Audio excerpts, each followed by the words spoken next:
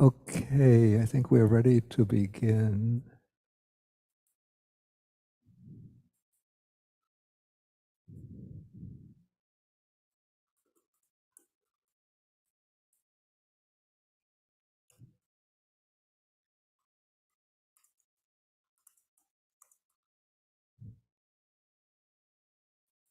Okay, so we're going to begin with the ceremony for the going for refuge. And now what I'm going to do, we had to figure out a way to, because we're not physically present,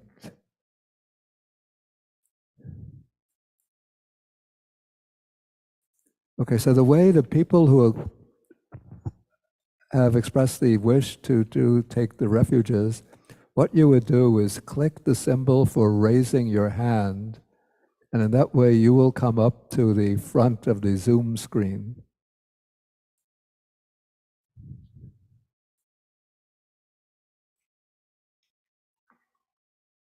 Let's see, the people that I have on the list. Okay, we have Amy Rabe. Is that correct pronunciation? Well, actually, everybody is muted. Brenda Walsh, Celia Ortiz. Then this must be a family. Chu Aun Lim, Suk Yin Hu, Jared Lim. I guess all three of them can come together. Then Don Rex Andres, Eva Chu, Fei Wang, Guy Williams, Hannah Fei Chua, and then there's a name Helen, but there's just one name. It would be useful to have the full name. Hong Pham, Joan Donaldson, Majid Fateh, Malka Ganapola, Mariam Jazayeri, Namke Choi, Paul Okami, Roman Kozulia, and Terence Yu, and Ivan Tung. So I hope I got everybody.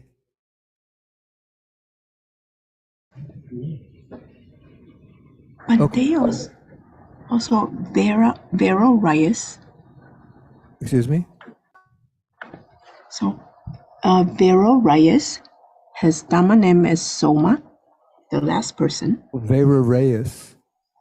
If he has a Dhamma name, then he must have taken refuge before. If one has already taken refuge, then there's no need to take refuge again. But if you wish, you can do. Doesn't matter. Yeah, by the way, Soma would be spelled only with one M. There's no, if it's a Pali name, there's no Soma with two M's in Pali. Okay, so I'm going to share the screen with the refuge formula.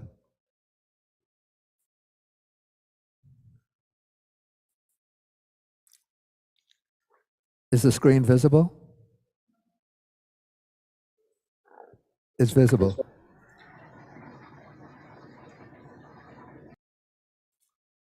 Okay, so you begin by joining the palms, and you're all going to be muted. So you speak following me, though your voice will be heard only by yourself for those in your room.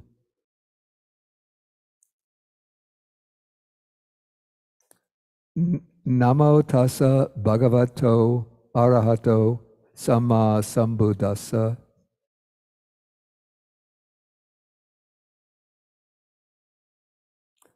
Namo tassa bhagavato arahato samma sambuddhassa.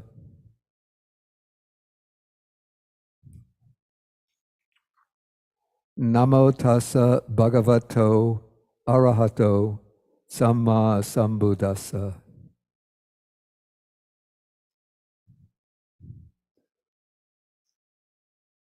Yeah, I have an idea.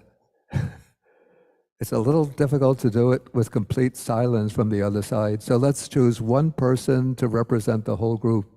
Maybe Majid, you could unmute yourself, then you will be speaking on behalf of the entire group so that get another voice coming through. Okay.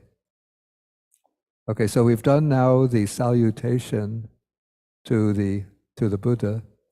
Now the next step is a kind of repentance. So this is a way of clearing the field of one's heart from all of the past karmic transgressions that one has committed in this beginningless samsara. Is a way of preparing the field before planting the seeds of the refuge and precepts. So you recite line by line after me.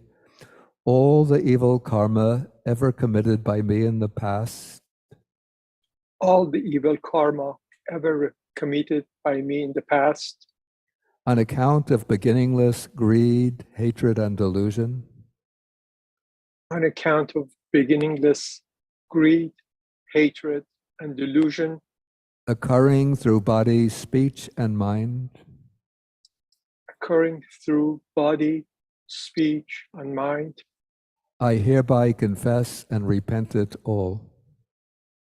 I hereby confess and repent it all. Okay, then we could do it a second, a third time. All the evil karma ever committed by me in the past, all the evil karma ever committed by me in the past, on account of beginningless greed, hatred, and delusion, on account of beginningless greed, hatred, and delusion, occurring through body, speech, and mind, occurring through body, speech, and mind, I hereby confess and repent it all. I hereby confess and repent it all. All the evil karma ever committed by me in the past, all the evil karma ever committed by me in the past, on account of beginningless greed, hatred, and delusion, on account of beginningless greed, hatred, and delusion, occurring through body, speech, and mind, occurring through body, speech, and mind, I hereby confess and repent it all.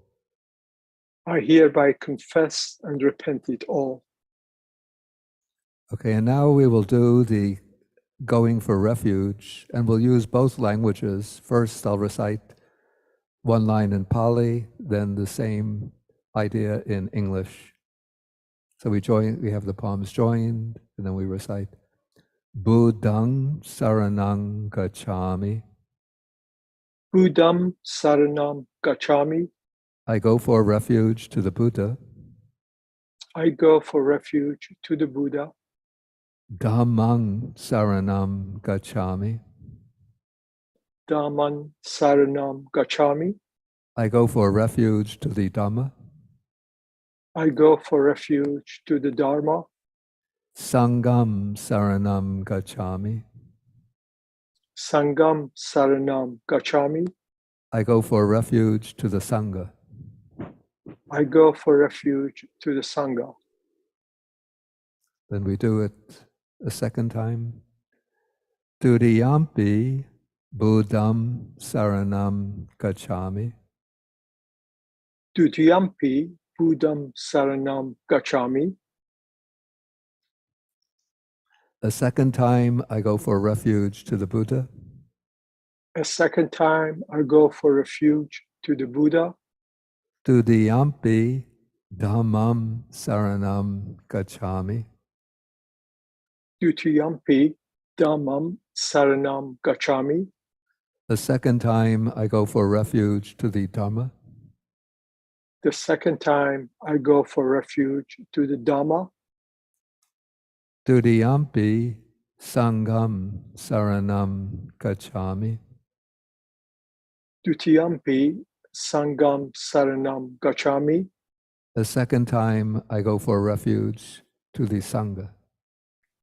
The second time I go for refuge to the Sangha. Okay, then the third time. Tadiyampi Buddham Saranam Gacchami. Tatiyampi Buddham Saranam Gachami.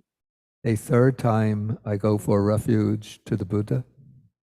The third time I go for refuge to the Buddha. Tadiyampi Dhammam Saranam Gacchami. Tatiyampi Dhamman Saranam Gachami. A third time I go for refuge to the Dhamma. A third time I go for refuge to the Dhamma. Tadiyampi Sangam Saranam Gacchami.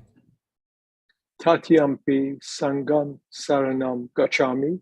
A third time I go for refuge to the Sangha. A third time I go for refuge to the Sangha. And then I say, I say, Sarana Gamanam Sampunang, which means the going for refuge is complete. And then you just say, Amabante, Amabante. which Yes, just means, Venerable. yes, Venerable. Okay. So that marks that is the process by which you've now become lay followers of the Buddha. And now we will do the taking of these 5 precepts. Yeah, again, we'll use both Pali and English, but we only have to do the precepts, recite each one only once. So I'll start with the Pali. Let me make it a little bigger.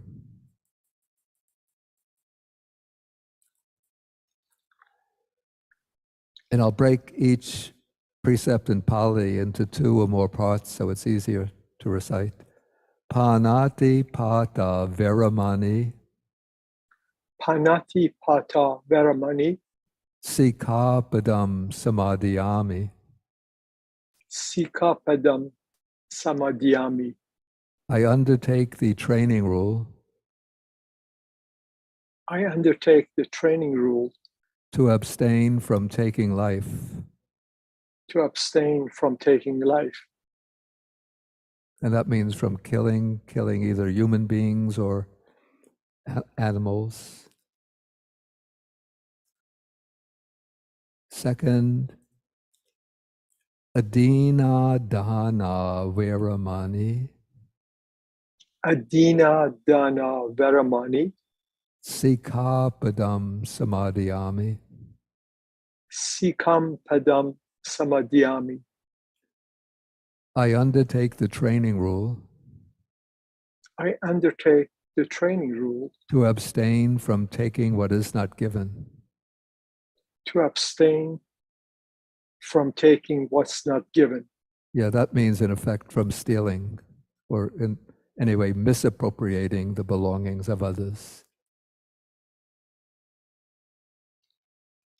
If you're walking on the beach, say, and you see some nice empty shell, so nobody gives it to you, but you like it, you want to take it home, you can take it.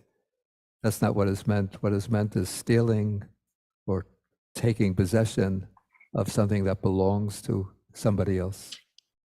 Okay, number 3, okay, Pali. Kamesu micha chara veramani Kamesu Nicha Chara Veramani. sikapadam samadhiyami. Sikam Padam Samadhyami. I undertake the training rule I undertake the training rule to abstain from sexual misconduct. to abstain from sexual misconduct. Yeah, and we could understand that to mean having sexual relations outside of a committed relationship, and especially not to infringe upon the relationships of others in a sexual way. Okay, number 4, Musa Vada Veramani Musavada Veramani, Sikapadam Samadhyami. Sikapadam Samadhyami. I undertake the training rule I undertake the training rule to abstain from false speech. to abstain from false speech. Yeah, that means from deliberately telling a lie. I mean, you might make a false statement thinking it's true. That's not a breach of the precept, but it's with the intention of deceiving or misleading somebody. One utters a false statement. That is to be avoided. Whoops.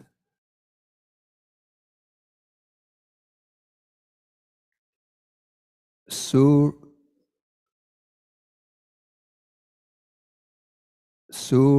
Maria Majja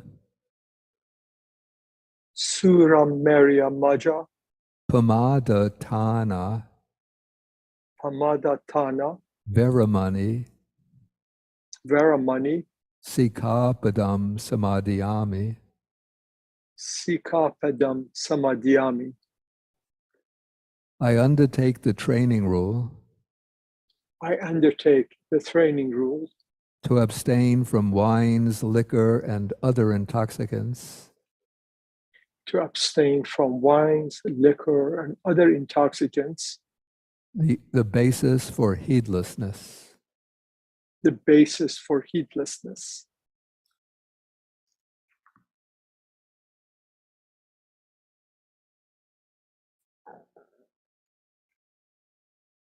Okay, then I say,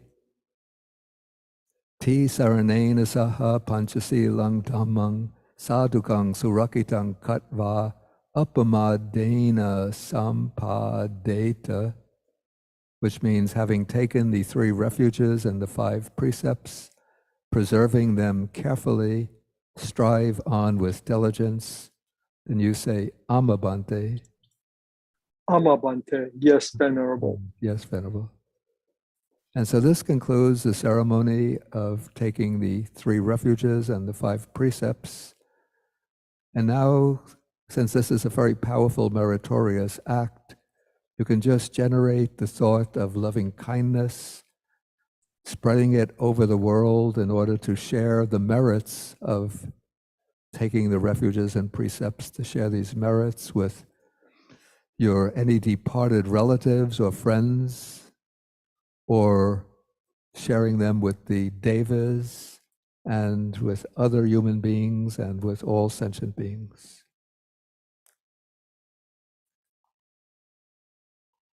So you just extend some thoughts of loving kindness.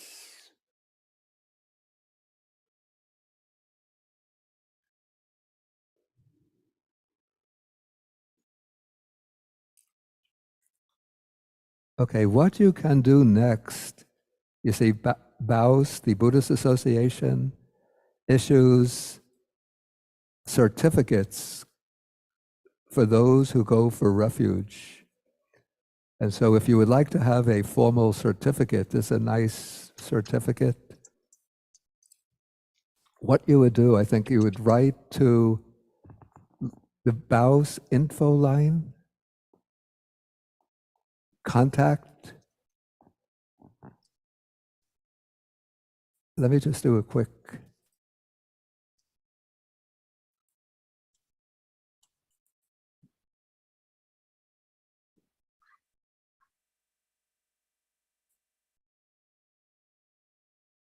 Okay.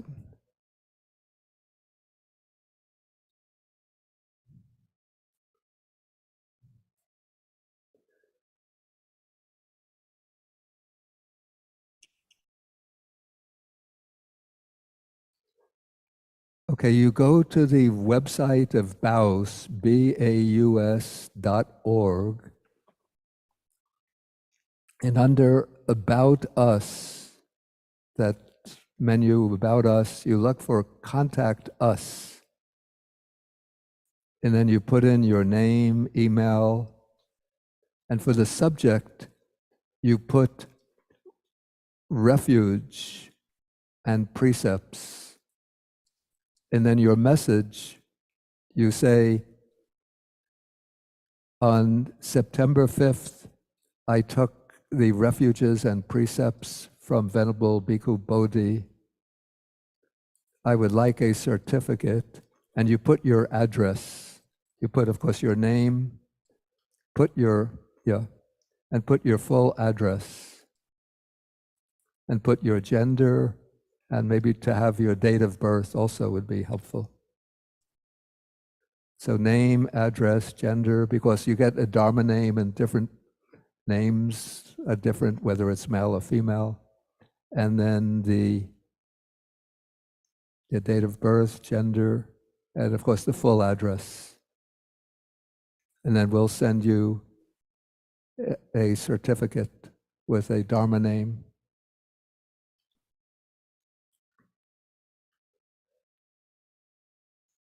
Okay, so Thank you, Bhante. yeah, congratulations to all of the people who have Thank you. taken refuge. And also, it's very important, I should have mentioned this. Once you take the refuges, you shouldn't just think you do it one time, but it's very helpful. Like when you take the refuges, it's like planting the seed of Bodhi, of enlightenment in the heart, but you want to nurture that seed. And a crucial way to do that is every day recite the 3 refuges and the 5 precepts. You could recite them in any language. If I could make this form available in some way, I could make it available. Actually, when you write to the bows, then you'll get the sheet with the refuges and the precepts as well. When you get your certificate, it'll include the page with the refuges and precepts. So then, or you could find it easily online. So you recite every day the 3 refuges and the 5 precepts. You could recite in Pali, in English, in Chinese, French, German, Polish, Japanese, whatever language is most meaningful to yourself. The language doesn't matter, but it is the meaning that's important.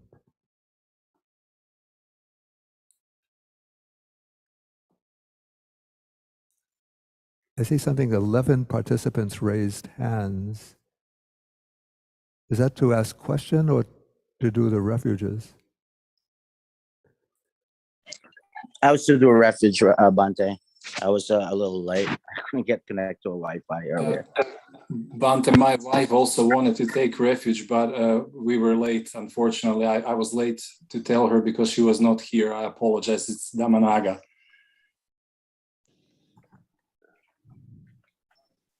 Yeah, I didn't quite catch what was said. Please repeat.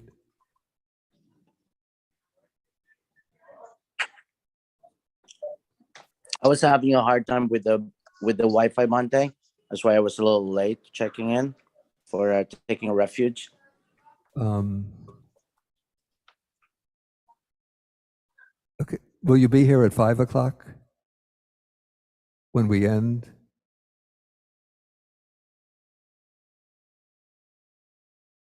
Will you be at 5 o'clock?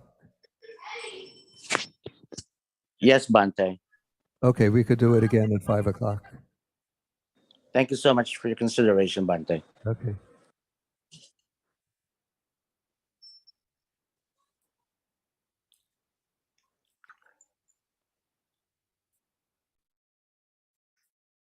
Okay, so I close down the refuges and precepts.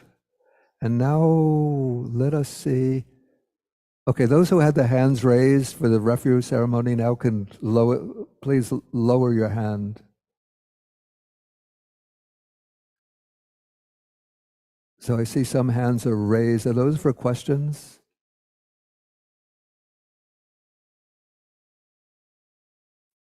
Okay, I see Tomer. Mm-hmm. Yes, Bante, I'm sorry. I was talking and I couldn't, it was impossible to unmute myself. My wife, and I'm sorry for taking your time, my wife was late. She wanted to take refuge as well. but she was late, so I wanted to ask you humbly if it's possible that she takes at 5 o'clock, if that is, of course, indeed possible. It's Damanaga. Yeah. Yeah. I know, yeah. I'm so sorry. I tried to talk, but it was impossible to unmute myself. So Okay. So she could join at 5 o'clock. 5 o'clock today. Thank you Yeah. so much, Bante. Thank you. Sorry for being late. I apologize for asking late. Okay. Thank you. Okay, then lower the hand now. Okay, so let us see where we are. Does anybody have any questions about the practice that we were doing this morning? We're going to move into doing, maybe the questions will resolve anyway, because what we're going to do now will be going through all the elements together. So I'll be repeating the instructions for each of the elements.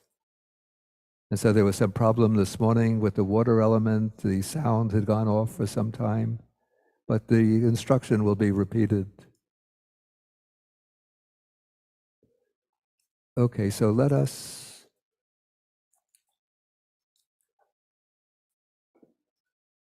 return now to our meditation. We could lower the lights.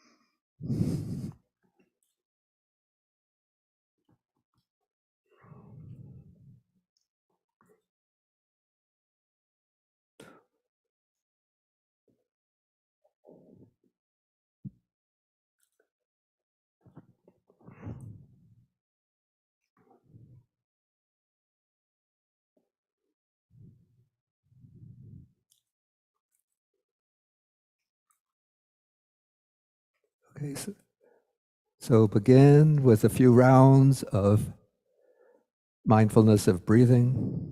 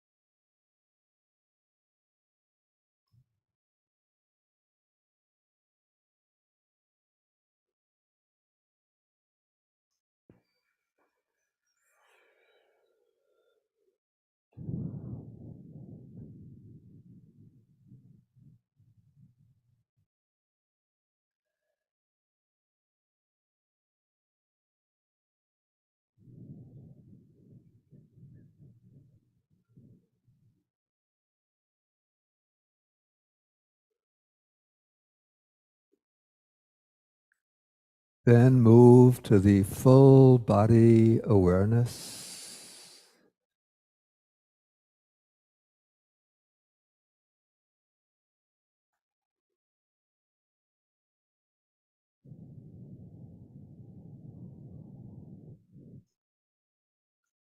Just mindful of the body in the sitting position.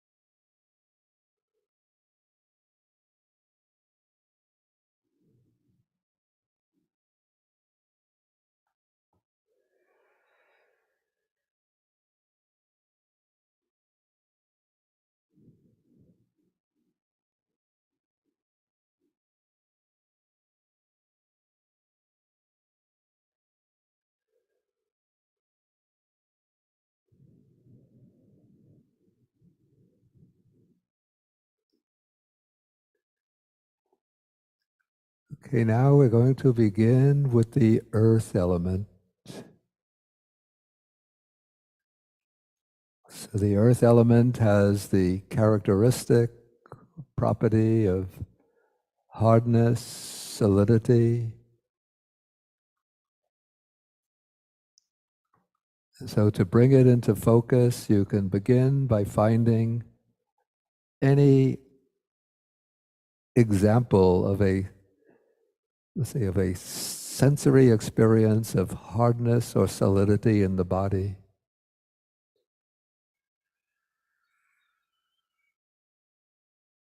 This could be the hardness of the teeth, like clacking the teeth together.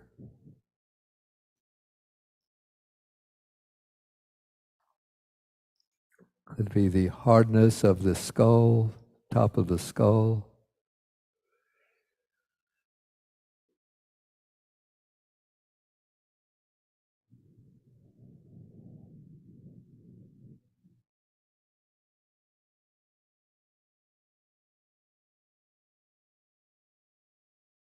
The elbows or knees.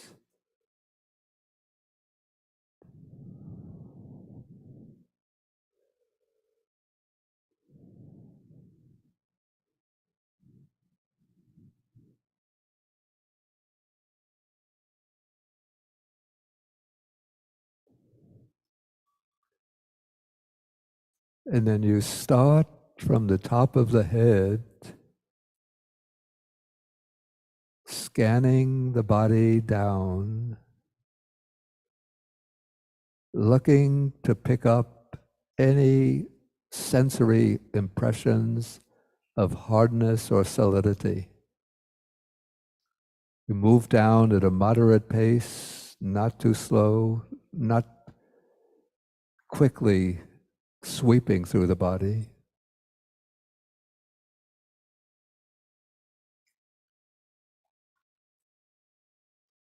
And if where you don't pick it up, you just pause for a moment, searching for hardness. If it doesn't appear, you just move on.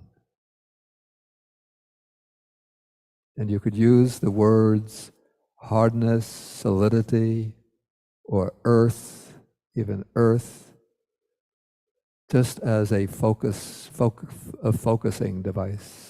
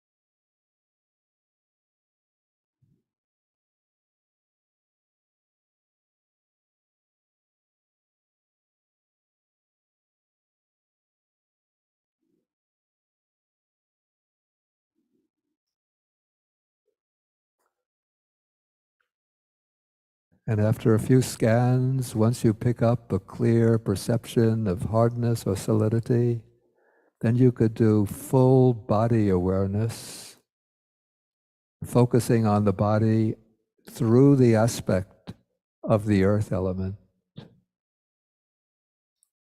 So you alternate scanning and full body awareness, focusing on the characteristic hardness, solidity, or simply earth, earth.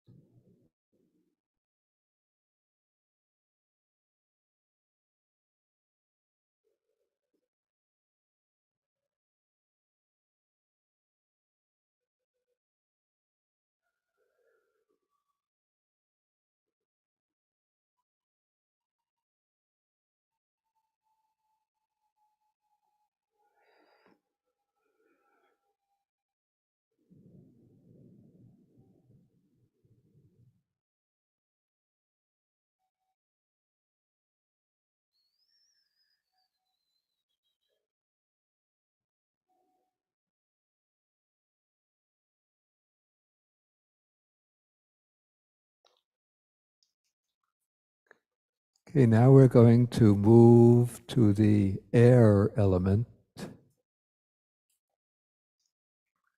which has the property of movement, pressure, and which is manifest in expansion and contraction.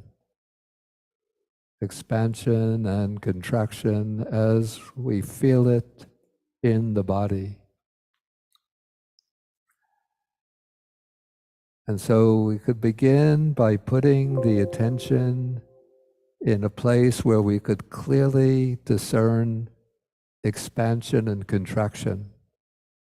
So I suggest starting with the abdomen, where the abdomen expands as you breathe in and contracts as you breathe out.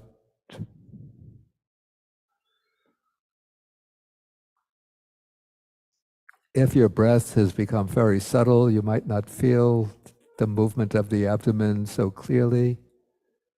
In that case, you could breathe a little more forcefully than normal in order to give more prominence to the movement of the abdomen, to highlight the movement of the abdomen.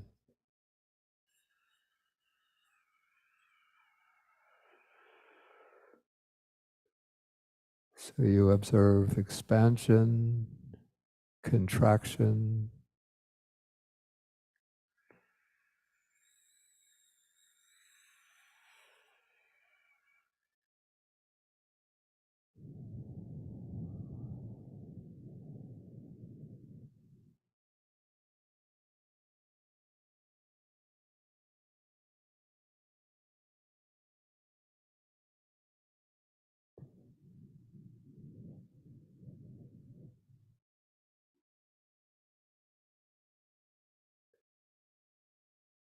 then you can move the attention upward to the chest and feel the chest expanding and contracting along with the breath.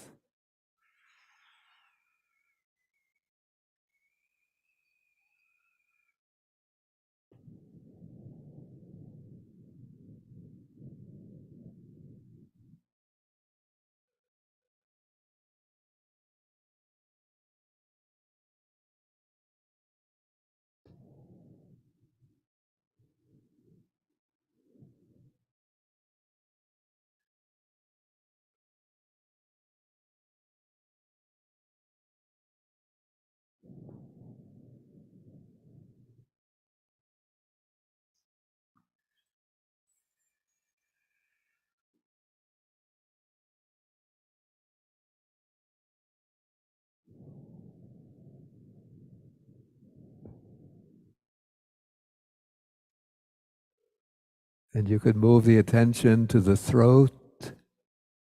See if you could pick up expansion and contraction in the throat, changes in the pressure.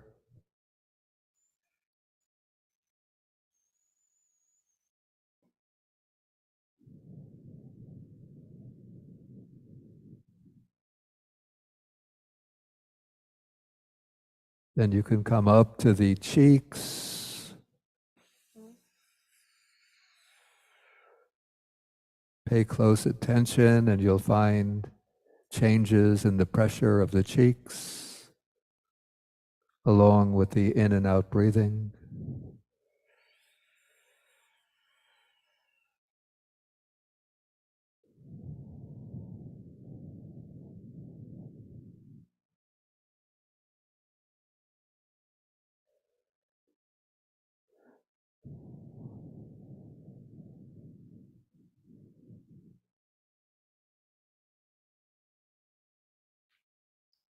Then you can go back down to the abdomen. And then from the abdomen, you can move down to the buttocks. And you'll feel changes in the pressure in the buttocks against the seat as you're breathing in and out.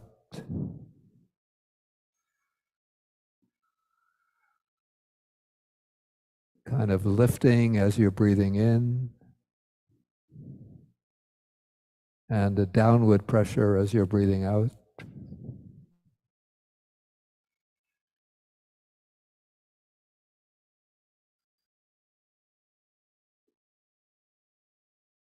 And then continue exploring the whole body,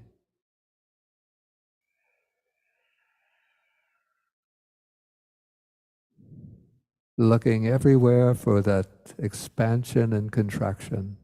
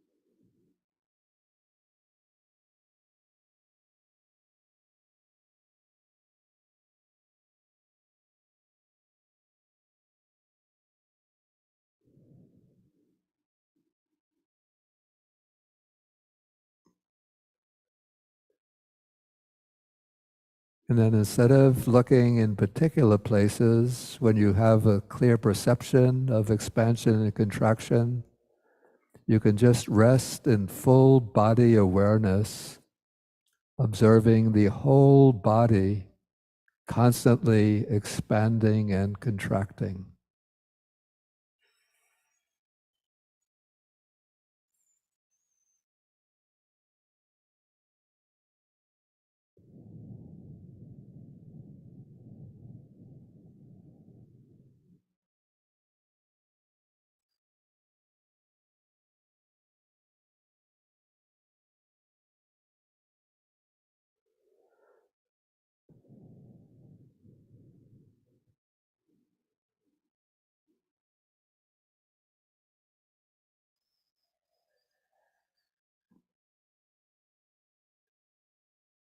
Even the pumping of the heart is the work of the air element.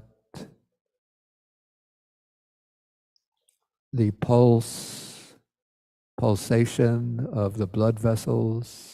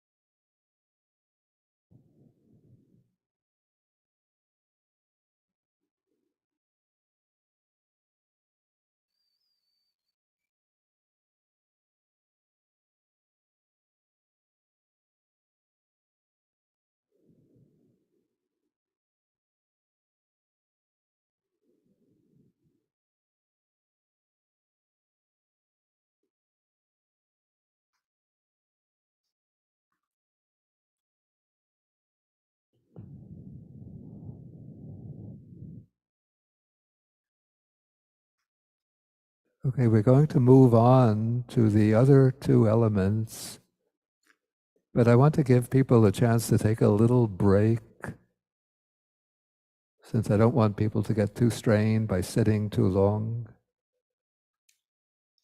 And so you could relax and stand up and do some stretching, bending and stretching.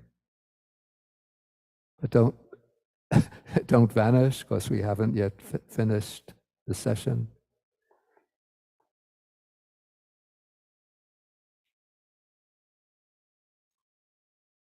So I'll just leave, say, 3 minutes and then come back to your seat.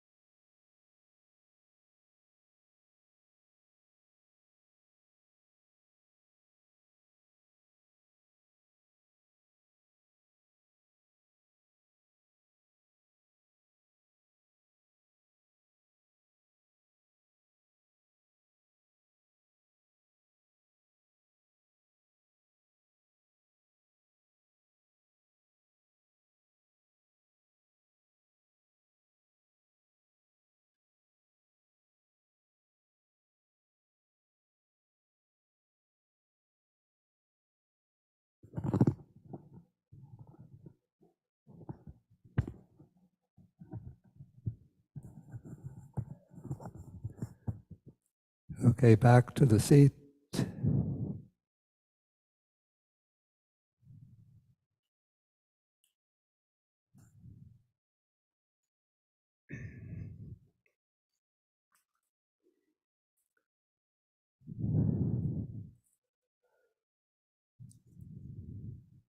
And go into a few rounds of mindfulness of breathing.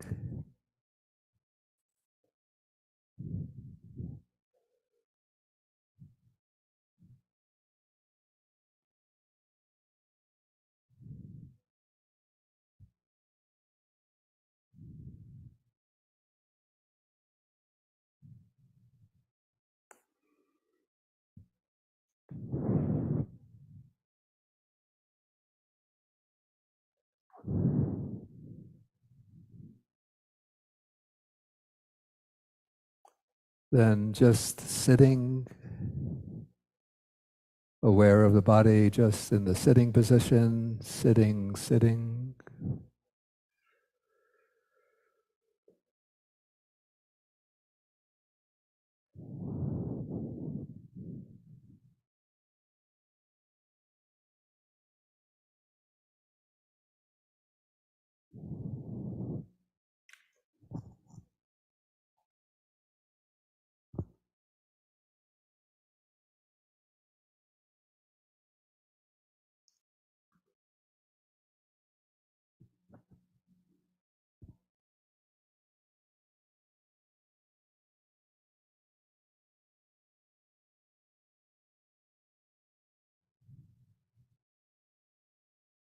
Then focus on the body in the aspect of the earth element.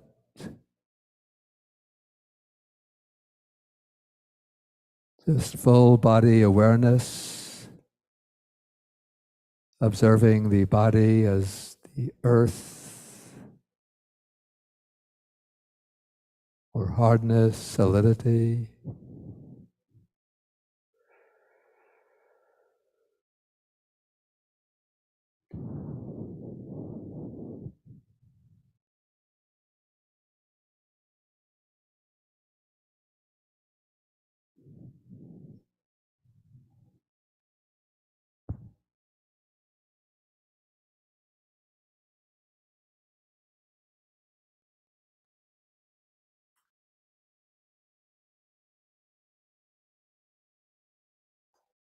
Okay, and now we're going to be looking for the fire element, which is manifested in the property of bodily heat, the intrinsic heat of the body.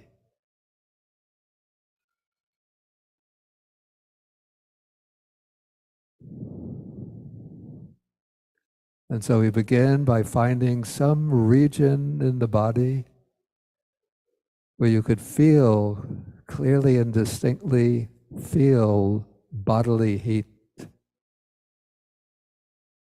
This will be different for different people. I find, in my own case, I find it most effective to begin by feeling the cheeks, since you could get a sense of the warm blood in the cheeks.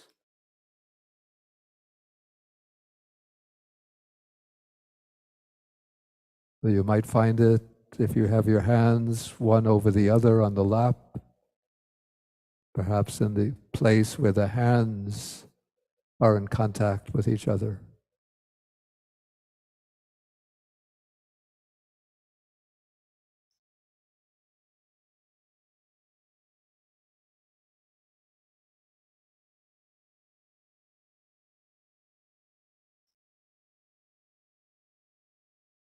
So you find the place where you could experience bodily warmth, internal warmth, not warmth due to the outside weather. And you focus on that bodily warmth until you get strengthened and strengthen that perception of warmth.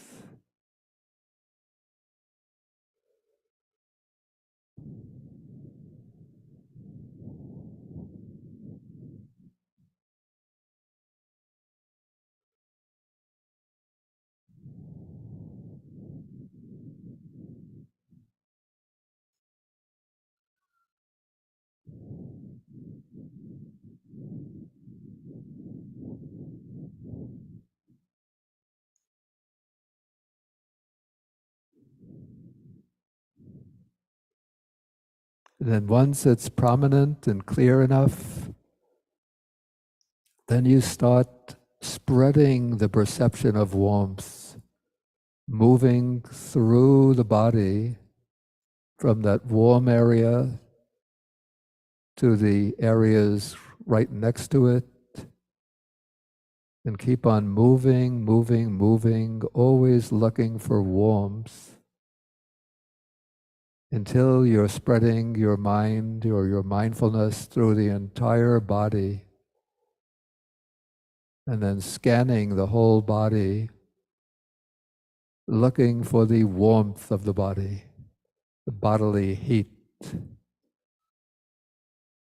And then you alternate phases of scanning with phases of just full body awareness, perceiving the heat of the body.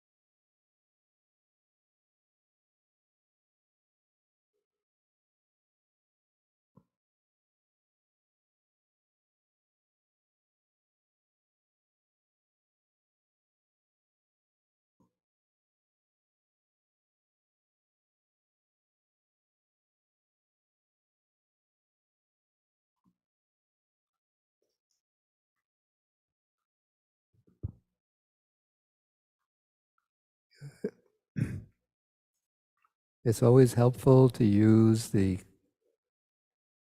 noting, the mental noting, in order to focus in on the particular quality you're looking for. So here you can use the mental note heat, heat, or fire element, or warmth, warmth.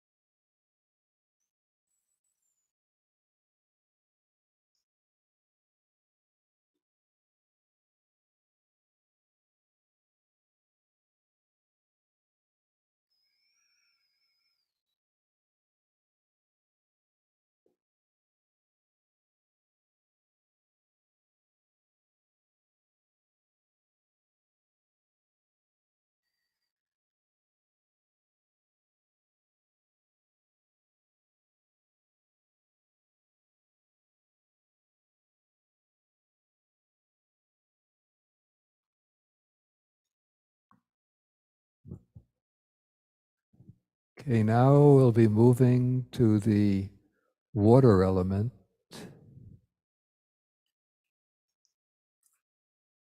And remember, the water element has the property of binding, cohesion, holding together, drawing together, holding together the particles of the earth element.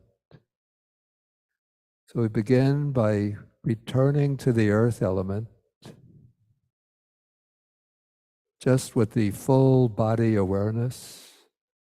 You could do maybe a couple of sweeps of the body and then go to full body awareness of the hardness, solidity, or earth element.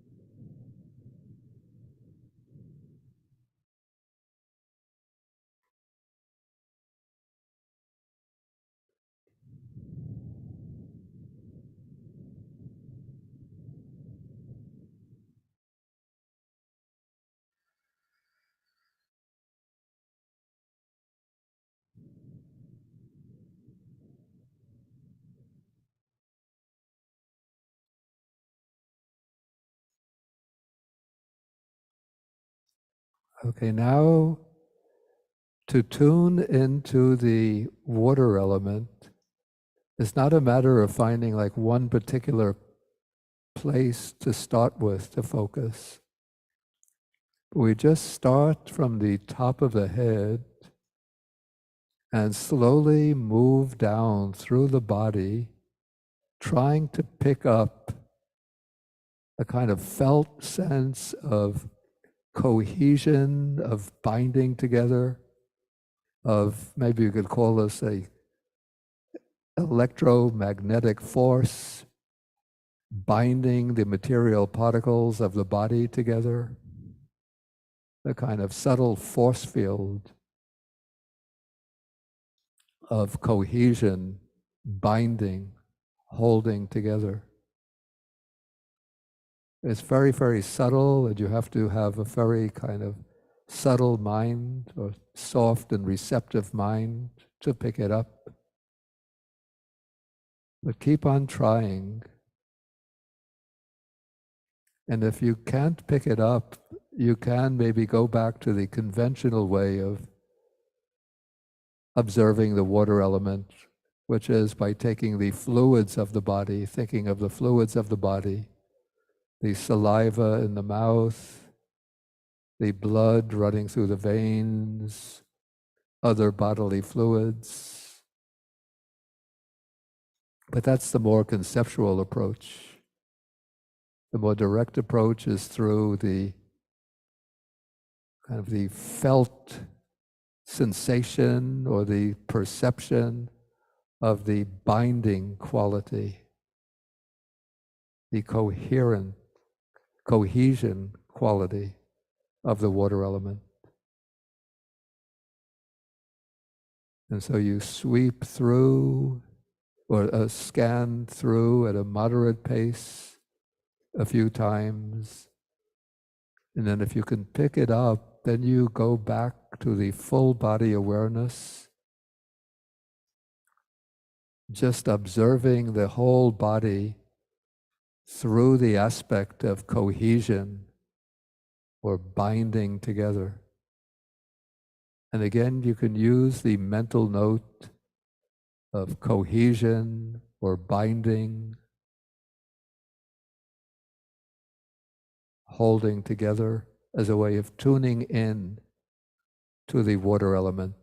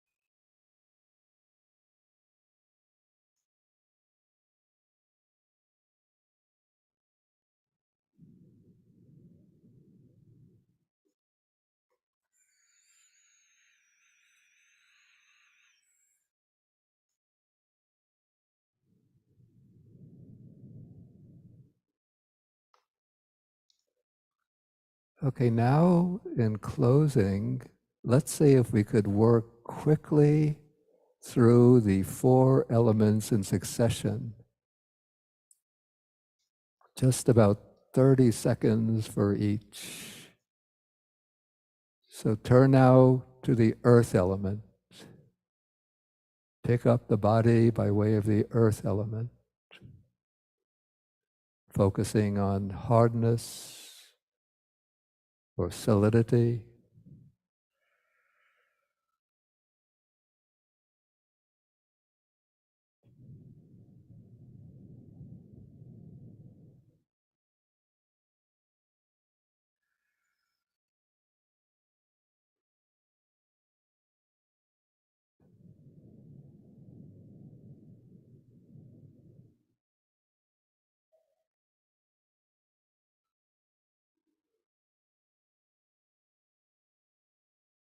Now turn to the body by way of the air element with its property of expansion and contraction.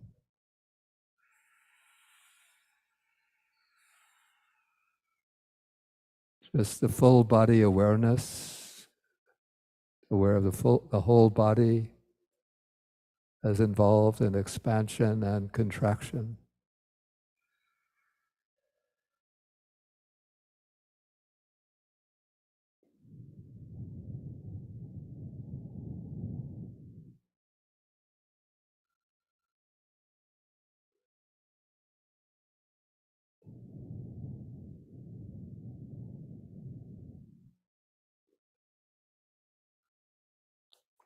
And now turn to the whole body by way of the fire element, the element of heat or warmth.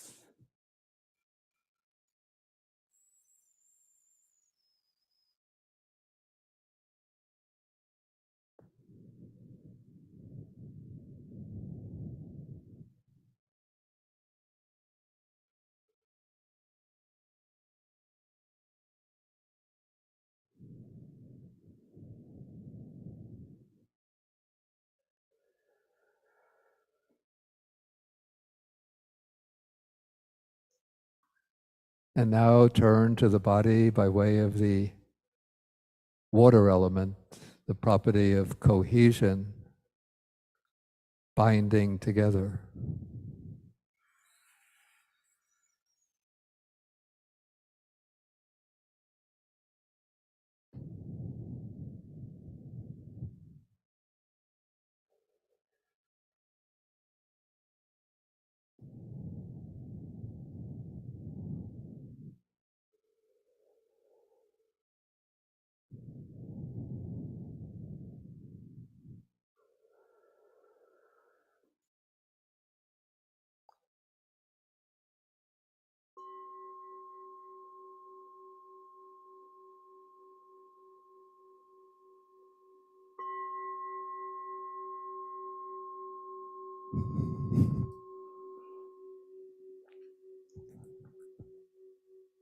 Okay, you can relax now.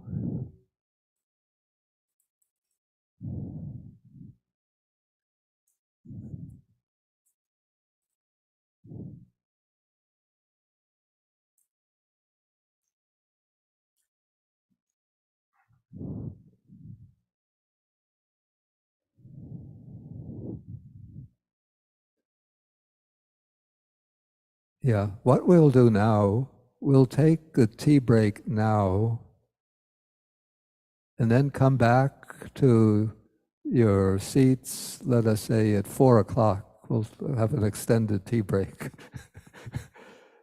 Since this was quite hard work, so I think we deserve a little more of a break.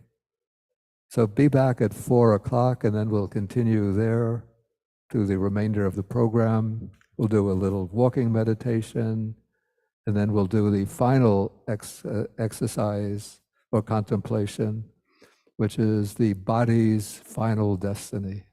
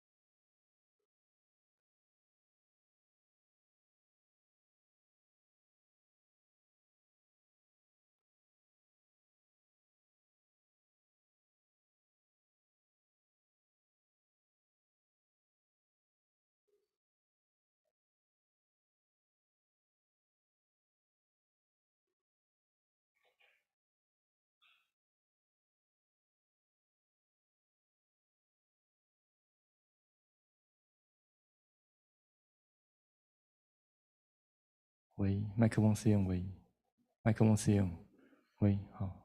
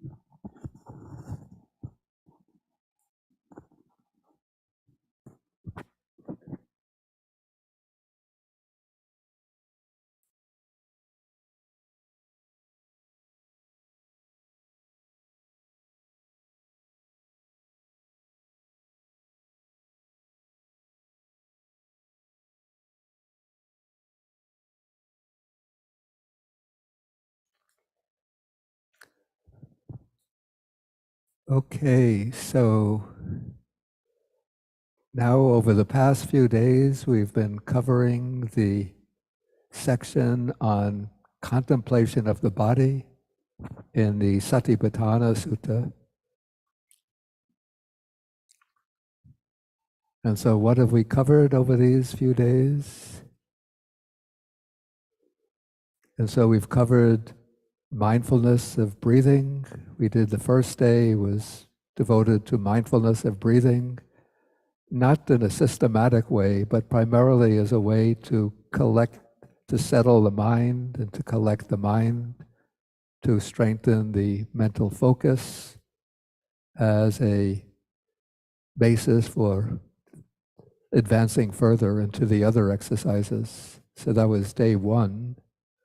Day two was devoted to moving from mindfulness of breathing to the contemplation of the postures or awareness of the postures, particularly focusing on mindfulness of the body in the sitting posture. So we call this the full awareness of sitting, and continuing with the walking meditation. I think it was that day that I added the third step to the walking meditation, picking, pushing, placing.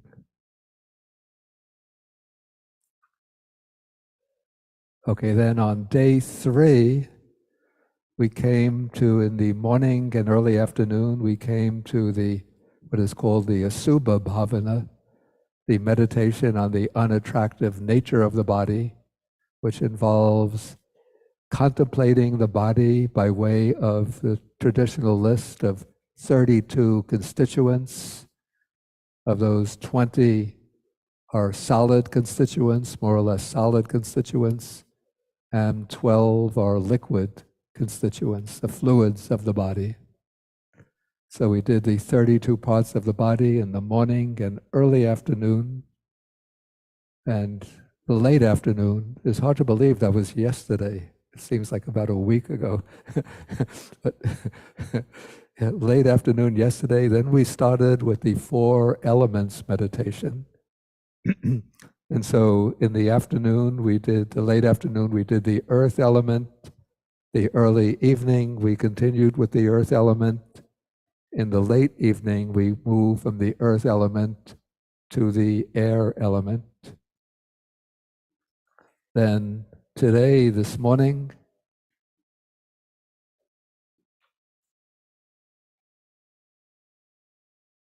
we continued with the 4 elements meditation. We moved from the earth element to the heat element. Then we moved in the later morning, we moved from the earth element to the water element. And then this afternoon, we did the meditation moving in one session through from one element to another. And so we've accomplished the meditation on the 4 elements. And now what remains from the section of the mindfulness of the body in the Satipatthana Sutta is the contemplation of the stages in the decomposition of the body at death. But I'm not going to do it in that way. But first we'll just take a look at the section itself, which I thought that I had downloaded. Yeah, we'll take a look at the section. We'll read it together. And then I will give a systematic way of doing this meditation that I've worked out for myself, actually partly on some other meditation manuals.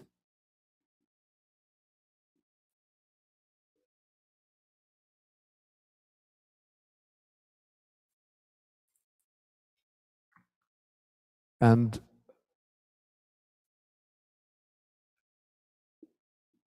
you know, when you watch a news program on TV, if they're going to show maybe some scenes from a crime where there's been a murder, the newscaster will say, some of the scenes that will be shown will be deeply disturbing, like that. So I have to issue the word of warning in advance that this meditation can be very emotionally Maybe it could cause some emotional agitation or strong emotional impact on the mind. But we, as Buddhists, we have to face the reality, not try to just turn away from it. And the Dhamma gives us the equipment for facing reality, facing truth with patience, courage, and equanimity. So I'm going to share this text on the screen so we can read it together.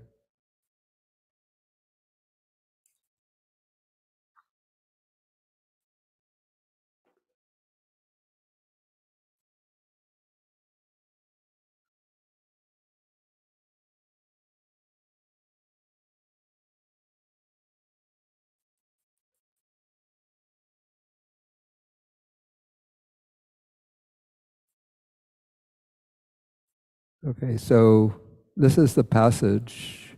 It's the last section in Mindfulness of the Body in the Satipatthana Sutta. Okay, so the Buddha is addressing the monks and he says, suppose you were to see a corpse thrown aside in a charnel ground, 1, 2, or 3 days dead, bloated, livid, and oozing matter. Then you compare your own body with it thus. This body too, that is my own body, is of the same nature. It will be like that. It is not exempt from that fate.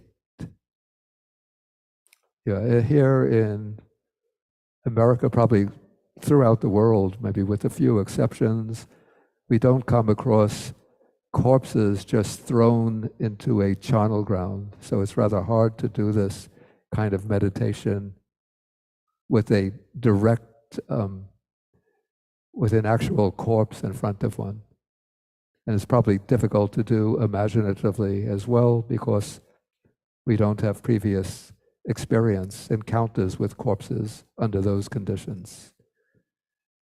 But this seems to have been a custom in ancient India, not with the corpses of ordinary people, but probably when there were criminals who were executed, they would just throw the corpse away. Okay, so there will be 9 contemplations in the series. So that's the first one. That is the corpse, 1, 2, or 3 days dead, bloated, livid, and with matter oozing out. Okay, second, suppose you were to see a corpse thrown aside in a charnel ground, being devoured by crows, hawks, vultures, dogs, jackals, or various kinds of worms. You compare your own body with it thus. This body too is of the same nature. It will be like that. It is not exempt from that fate.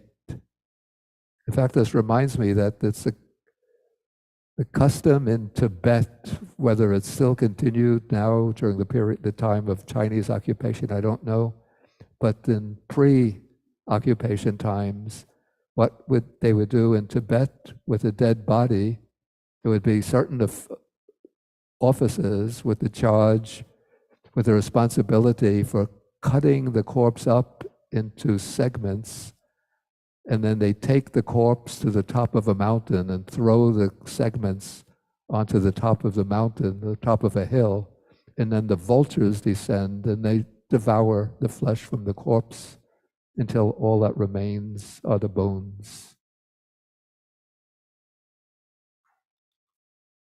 It's probably ecologically probably the best way to dispose of the dead. It keeps a certain type of living being alive. It doesn't occupy space. Don't need fuel to burn in a cremation. Okay. So now we come to further stages of disintegration. Suppose you were to see a corpse thrown aside in the charnel ground, a skeleton with flesh and blood, held together with sinews, and then you compare your own body with it in the same way. Fourth, Suppose you were to see a fleshless skeleton. All the flesh has been removed, but it's still smeared with blood and held together with sinews. So the skeleton is still there. And then you compare your own body with it thus and recognize that my body too is of the same nature.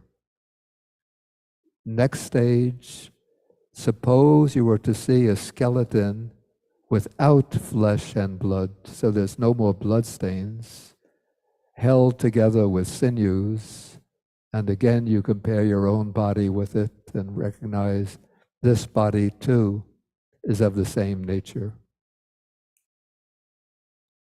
Okay, number 6. Here, now at this point, the sinews are gone, so it's no longer a skeleton, but rather what you see are disconnected bones scattered in all directions. In one place, a hand bone, someplace else, a foot bone, shin bone, thigh bone, hip bone, back bone, ribs, breastbone, arm bone, shoulder bone, neck bone, jawbone, some teeth, and then the skull. So scattered bones, disconnected bones, and you compare your own body with it. Thus, this body too is of the same nature. Okay, then 7. Suppose you were to see a corpse thrown aside in a charnel ground, bones bleached white, the color of shells, British spelling. You compare your own body with it. Thus, this body too is of the same nature, will be like that. It's not exempt from that fate.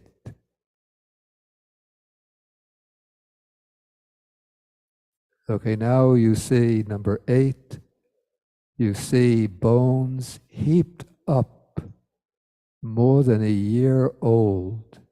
It's a little bit puzzling why in number 6 the bones are scattered, but in number 8 the bones are heaped up.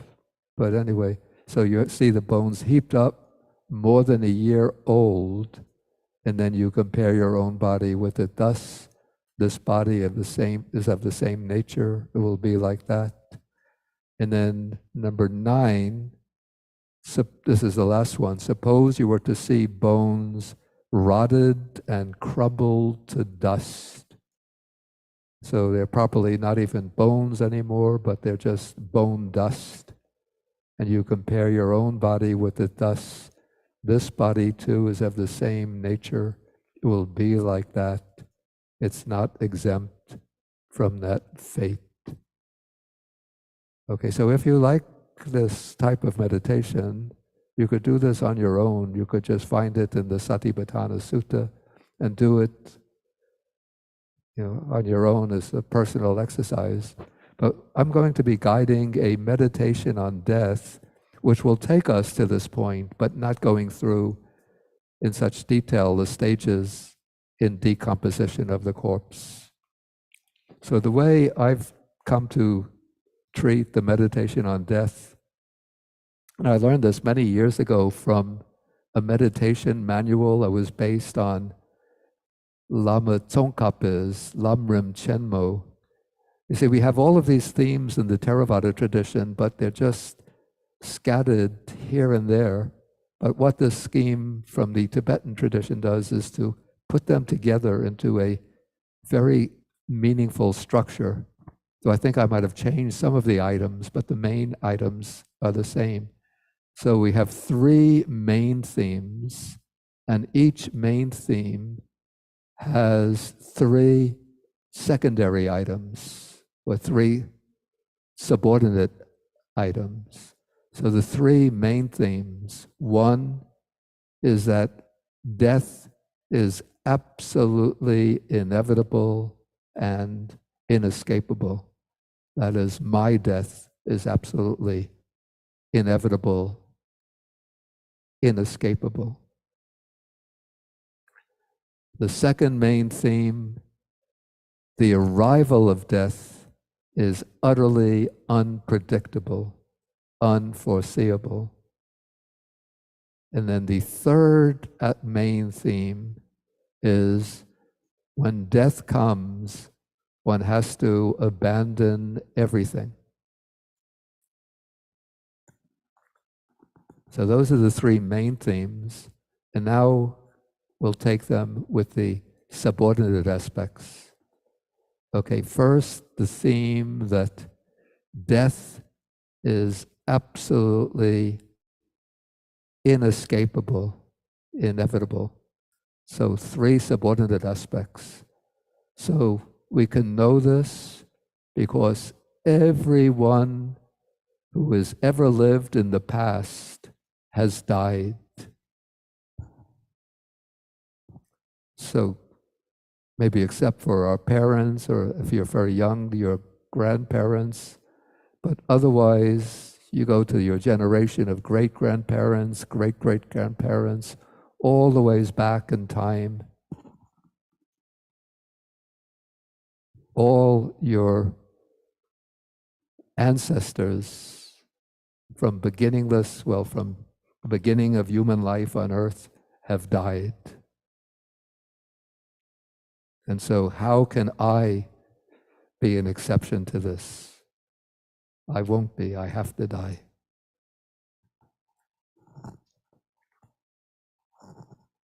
The second aspect, subordinate aspect, is that death comes along together with birth. So we think, maybe I'm born 1944, my death lies some years in the future. But actually, when I'm born, death is already there. It's just sort of standing behind my shoulder, sort of, that we have the verse in the Pali, Upatiyasa he vedang maranam agatang sada maranataya okasang vadako via asati. So death comes along together with birth, standing behind me like an assassin with a drawn sword ready to strike. So death is right there behind me, and when the opportunity arises, it will strike. So that second aspect, that death actually comes along together with birth. Just like a coin, you have the heads, the coin will have the tails. Okay, then the third subordinate theme for death is absolutely inevitable, that every moment throughout the day, actually it goes like this, every year I'm getting closer and closer to death. No, not every year. Every month in the year, I'm getting closer and closer to death. No, not every month. Every week, every day, every hour, every minute, every second, I'm drawing closer and closer to the end, to the death, to my death. Okay, so those are the three aspects of death is absolutely inescapable, inevitable. Yeah, to illustrate that third point, yeah, it's like when the sun rises in the morning, if we look at the sun, we don't see it moving, but we know that the sun is always moving from the arising in the east to the setting in the west. And so if we look at the sun at 9 a.m., it's in one position, 10 a.m., it's a little further to the west. And so the sun is always moving, even though we don't see it moving, but come 6 p.m., 7 p.m., the sun sets. Okay, then the second main theme, the arrival of death is absolutely unpredictable. And it's unpredictable from three angles, three aspects. First, unpredictable what will be the time of death, when it will arrive. We don't know. So we plan, okay, I will live to be 80, 85, hopefully. Maybe it could go on even longer, hopefully without illness. But if you're 20 years old, you don't know. You can maybe step out into the street and, these terrible things happen. And maybe some mad, angry man with a gun comes. Well, in fact, I'm sorry to think of that, but I just thought of the shooting in Uvalde, Texas, the school children, or near Buffalo, in May, the shoppers who was shot by an angry gunman. I mean, it's heartrending to bring these examples up, but they just show that, we can never know what's going to happen. So the time of death is absolutely unpredictable. The place, that's the first aspect. Second aspect, the place of death is unpredictable. We don't know whether we'll be lying in a hospital bed, attended by doctors, lying at home, maybe surrounded by our loving family and friends, or maybe it could be crossing the street, or going to the supermarket, or riding in a car and getting killed in a car crash. So we don't know where the death will take place. And then the third uncertainty is we don't know the cause of death. It could be any of 100 different illnesses. It could be an automobile accident, could be a victim in a shooting, could be a victim in a bomb explosion if some terrorist sets off a bomb someplace. So we just don't know the cause of death. So those are the three uncertainties. Then the third theme is when we depart, we have to abandon everything. Then the three aspects of that, we have to abandon all our material possessions. No matter how much wealth we have a nice house, car, or some status, high position in a company, in one's professional life, or in monastic life.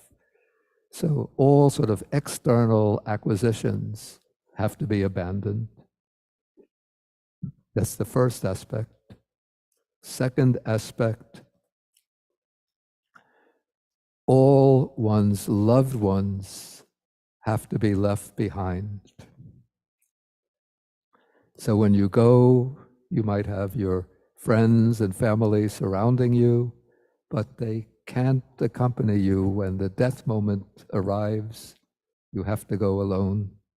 Nobody can accompany you, and you have to leave them all behind. Your husband, wife, children, if you're a young person, parents, friends, all have to be left behind. Then the third aspect, what else has to be left behind?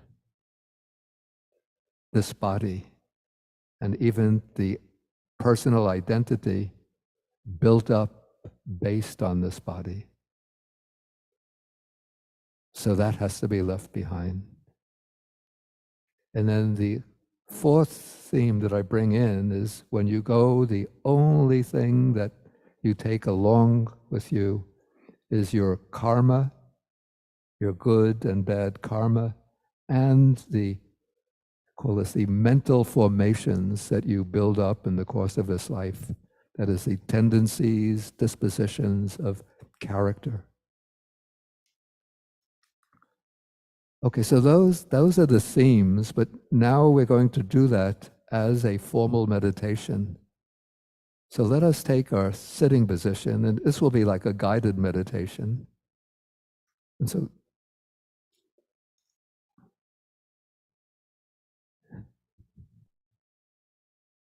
so take the formal sitting meditation position.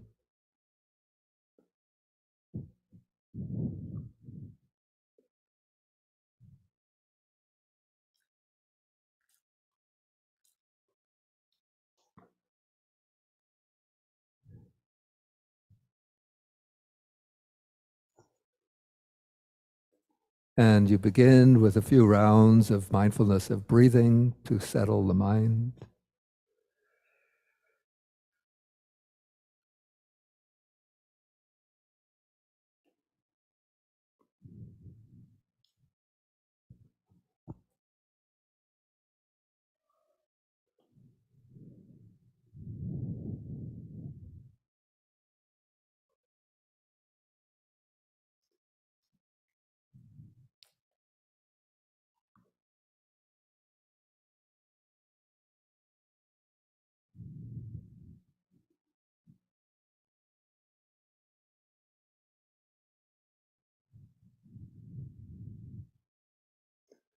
Okay, so now we are going to do the meditation on death. In Pali, it's called Maranasati. It's a meditation that the Buddha praised very highly. And he said that the meditation on death is of great benefit, of great fruit. And the meditation on death even ends in the deathless, leads to the deathless.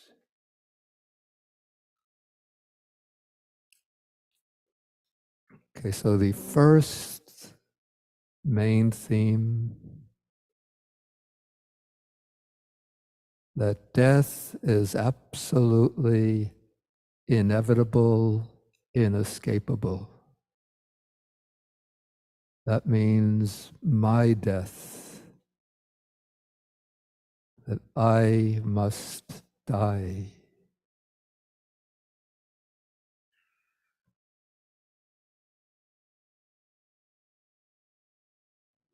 And to reinforce this,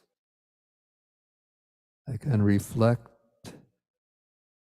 that every human being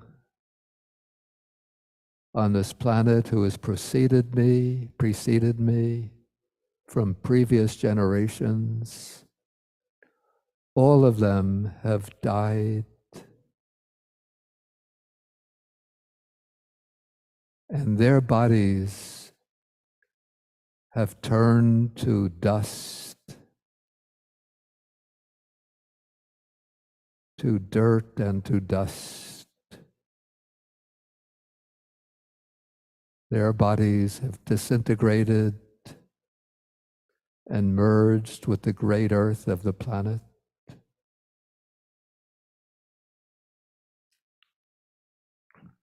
And so this body too, my body, will also die and perish and decompose, just like the bodies of previous generations.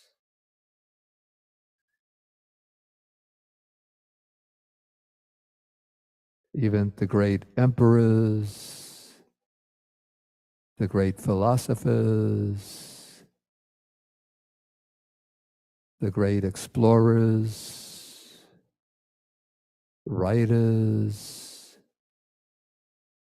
and the millions of workers, all have perished. And so I too share in that same destiny.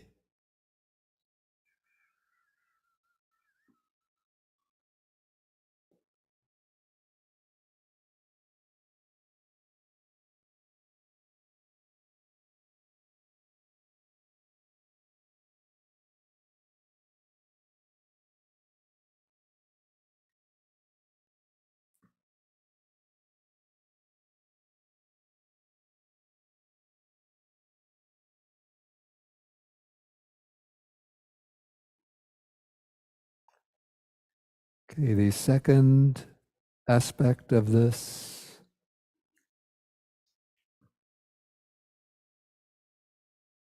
death comes along together with birth. As soon as I was born, coming out into this world, death has come along with me. My death is always present. It's just like the shadow behind me, following me everywhere. And when the right conditions obtain, then death will take place.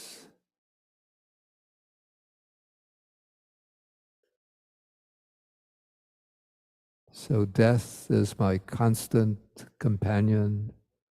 My death is always with me.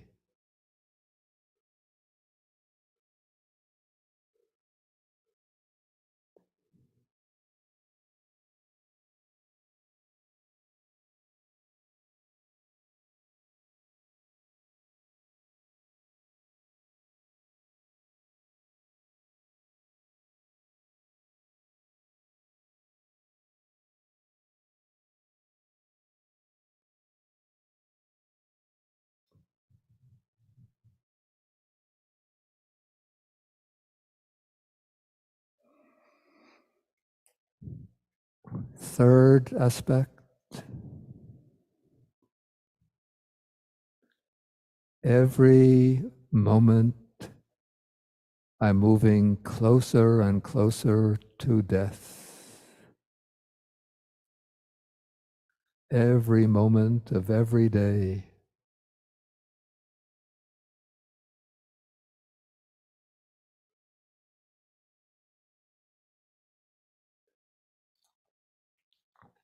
Just like the sun when the sun rises over the horizon, it's always moving, every second moving closer and closer to the sunset.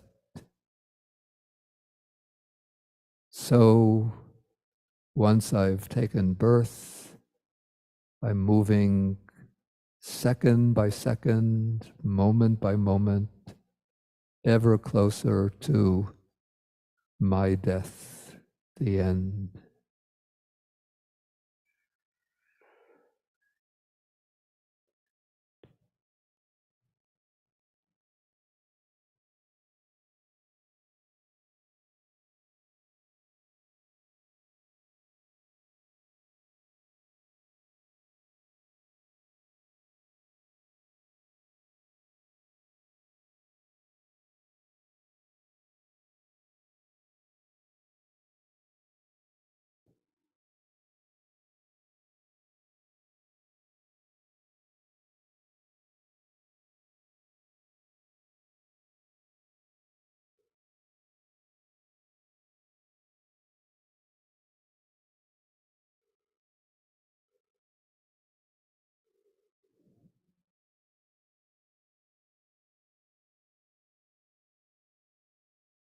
Okay, then we come to the second major theme, the arrival of death is utterly unpredictable, unforeseeable.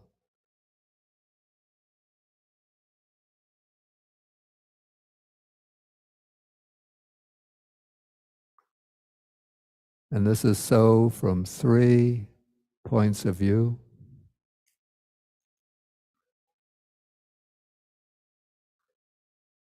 First, the time of death, the time of my death is absolutely unpredictable.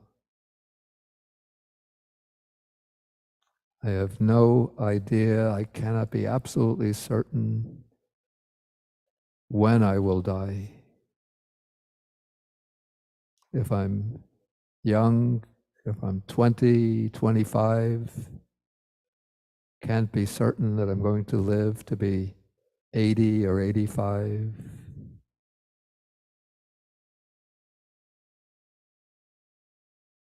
Even if a child, we don't know how long the child, even leaving aside those terrible massacres, but sometimes even a child could come down with some fatal illness.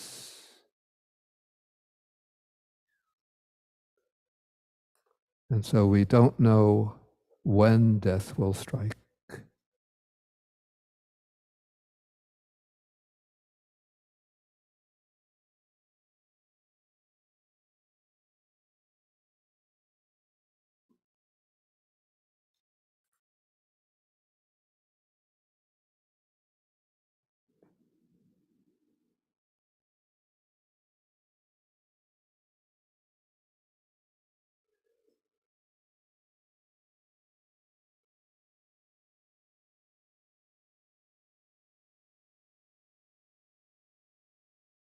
Second aspect,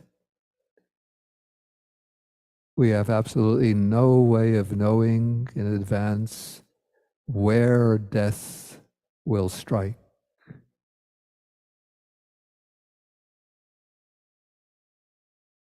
Will it be in a hospital or a hospice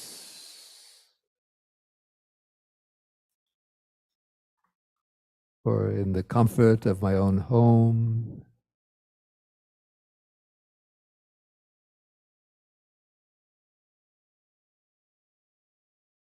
Or could it be out on the street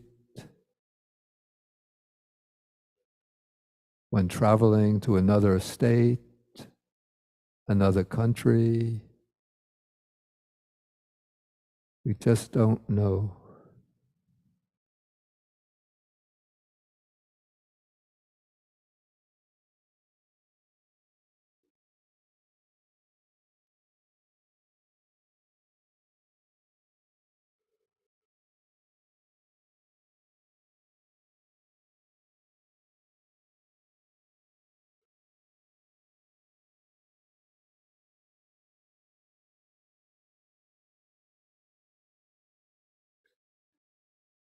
And then the third aspect of the uncertainty of death, we don't know the cause of our death.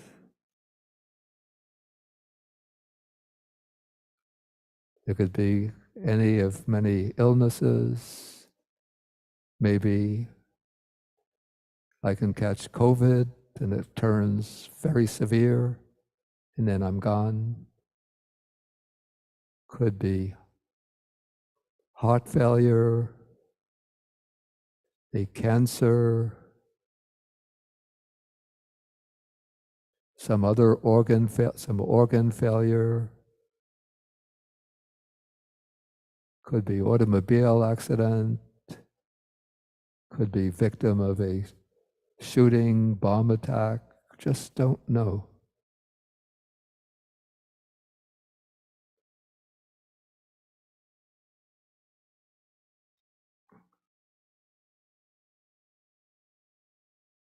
And so the arrival of death, my death, each our own death, is absolutely unpredictable by way of time, by way of place, by way of cause.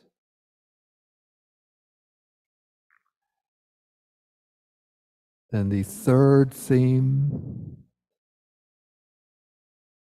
that is when death takes place, when I die, I have to leave everything behind.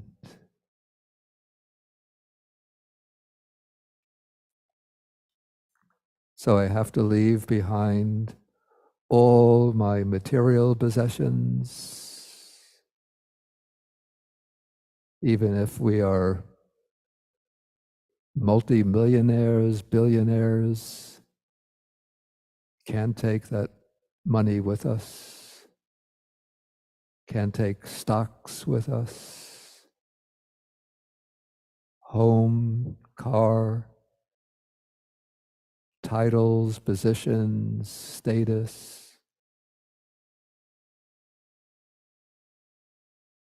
all those material and social acquisitions all have to be given up.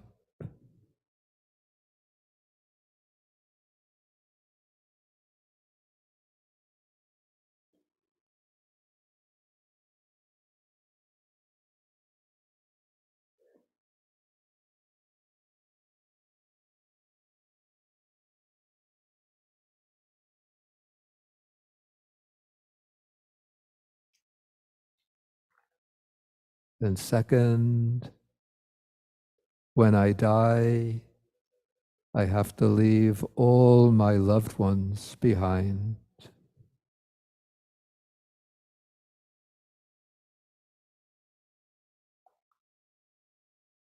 You might have to leave your wife, your husband, your children,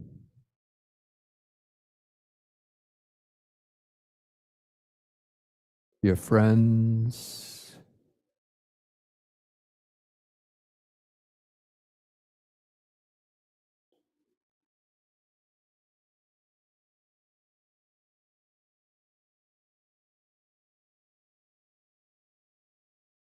so we have to, when we go, we leave everyone behind. And we have to make that journey each on our own.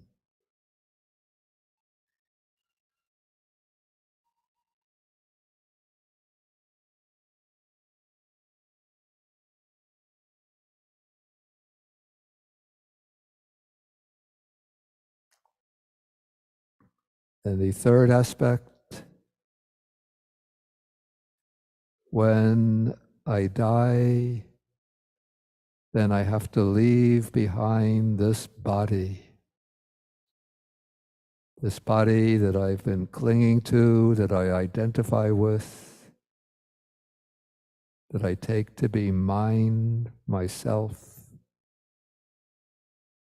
Even this body is to be discarded.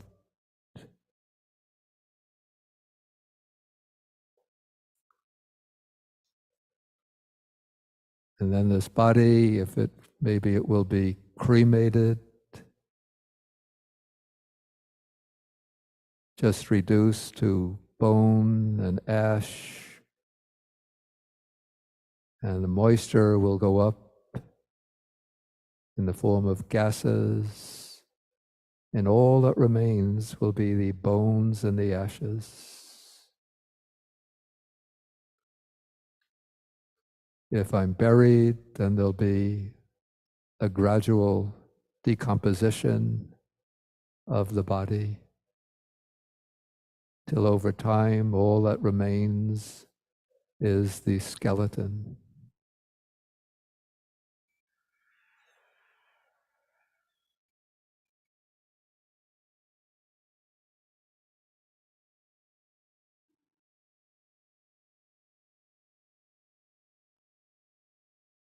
So what do I take when I pass on? This is the fourth theme. What continues on is the stream of consciousness, accompanied by its accumulations of karma, wholesome and unwholesome karma, and by the different mental tendencies, dispositions, habit formations. And so when we do this meditation, I like to end with the sense of taking refuge in the Buddha, Dharma, and Sangha as sort of the support for continuing on into the next existence. So if one isn't able to enter into deep samadhi at the time of death, then one can focus one's mind maybe on an image of the Buddha, or just the idea, the qualities of the Buddha, or the Dharma, or the Sangha, and then pass peacefully, letting go of possessions, loved ones, and the body. Okay, just dwell on this for a couple of minutes, and then we'll end the session.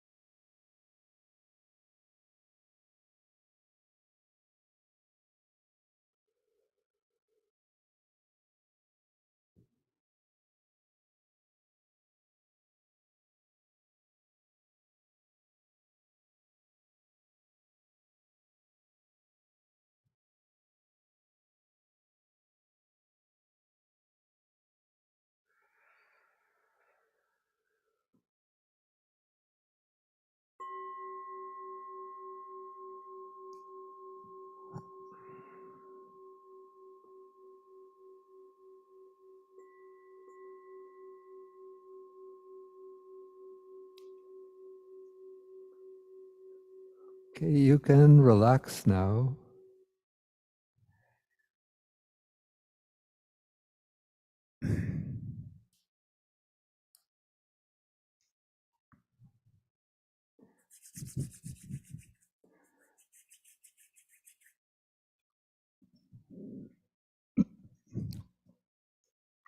And let's do a couple of minutes of bending and stretching. And then we'll do the final, very important part of the retreat is the final dedication of merits. Okay, so you could stand, do a little bending and stretching, and then be back in your seat, let's say, in 2 minutes, 4:53 on the Eastern time.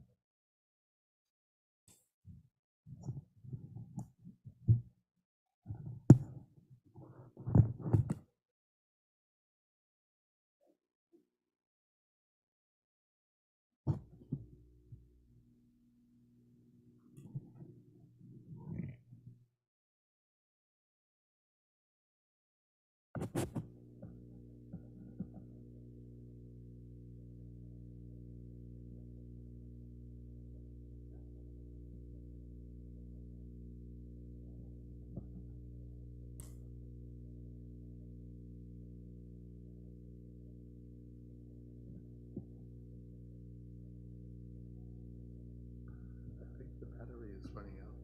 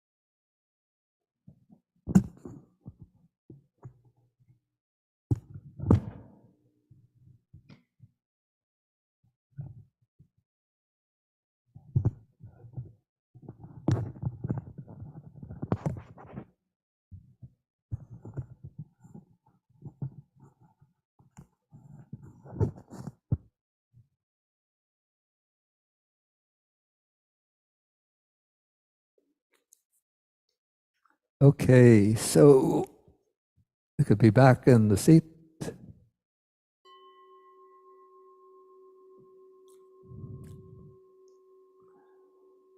So before we go into the dedication of the merits, I want to give credit to people who have assisted with this retreat.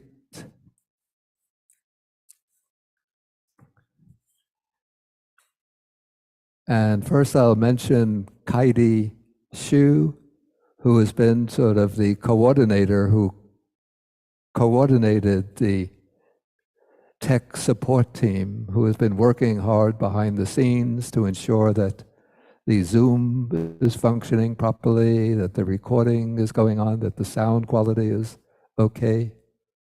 So Kaidi, even though she only participated on the first day, but she was the coordinator. So we could all say together, when I mention each name, we go, sadhu, sadhu. Okay. Then I mentioned the tech team. Here at the monastery, the tech team has been led by Venerable Hong Wei, who is now sitting behind the computer. Can you do spotlight yourself? No, she doesn't want to. So Venerable Hong Wei and Jason Ye, who I don't see him here. Yeah, he's in the office now, but he's always extremely helpful in all matters concerning technology. Then the Zoom hosts who have been working behind the scene.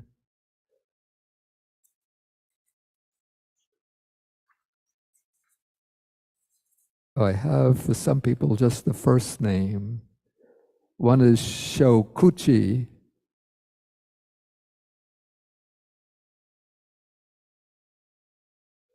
Okay, here I can get it. Chokuchi Deirdre Carrigan. So we say sadhu, sadhu. Then Ivan Tsang. So we say sadhu, sadhu, sadhu. Then Renita Wang.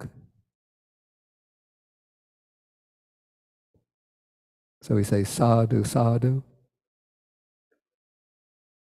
And Yorong Avis. So for Yorong, we say sadhu, sadhu.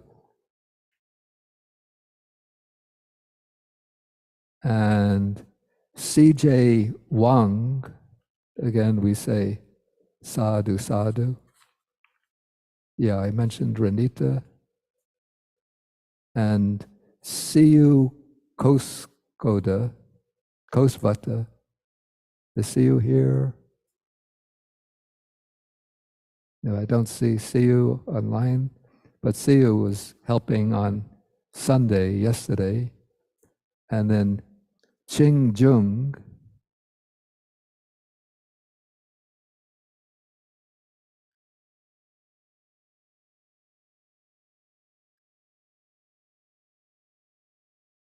Yeah, so we say sadhu, sadhu to Ching Jung. And I think that covers the entire tech team. Then we should also mention Venerable Mangala has helped with some of these sessions, the Dharma talk and some of the meditation sessions and the evening chanting. So for Venerable Mangala, we say sadhu, sadhu. And then the abbess, Venerable Hongjun, and the other nuns have been helping in various capacities. And so for them, we say sadhu, sadhu. And for all of you who participated and practiced very diligently, then I say sadhu, sadhu. And one thing I should mention, in that these retreats that we give, whether online, on other occasions, in the pre-COVID era, when we gave them in person, are given completely free. We don't have any admission charges.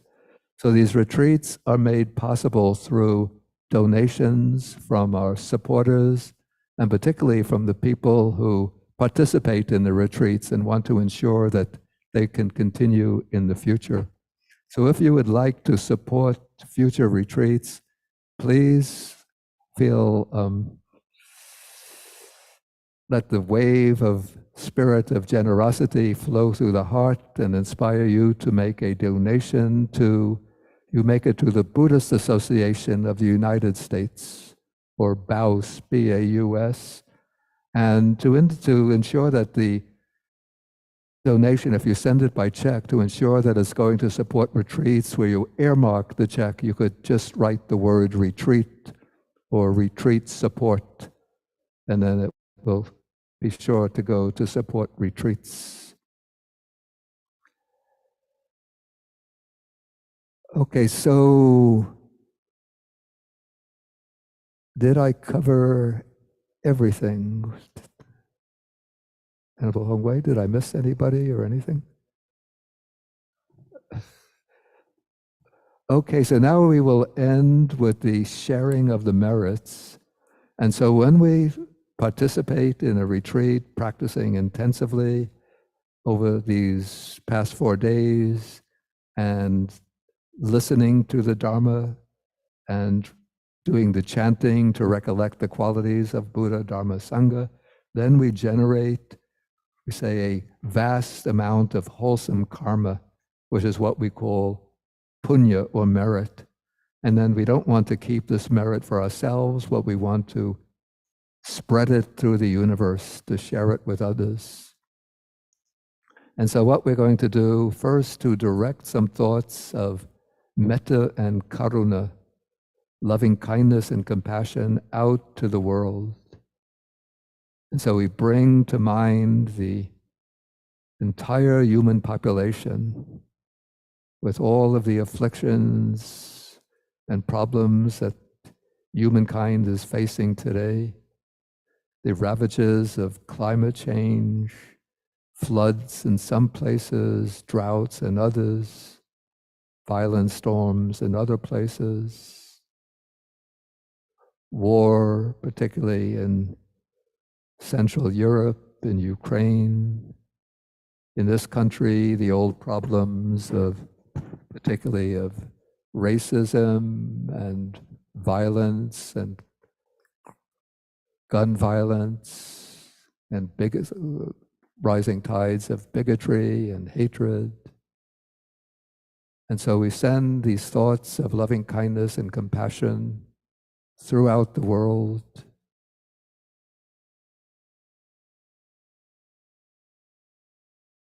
wishing that all beings will be well, all be safe, all be free from harm and suffering,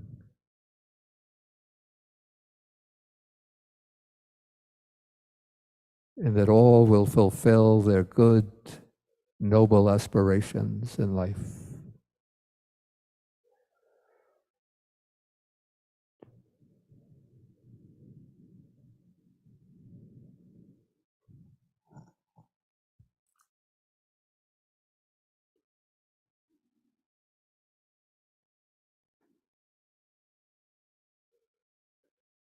And then we send the thought of loving kindness and compassion beyond the human realm to all sentient beings in all realms of existence, generating the wish, may all beings be well. May they all be happy. May they all be safe. May they be free from all harm and affliction. May all their good, noble aspirations be fulfilled.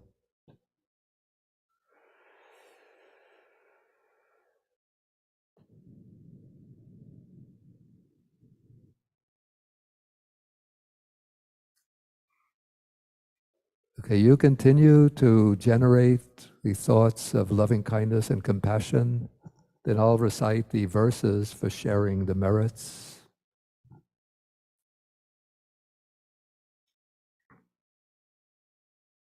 Akasata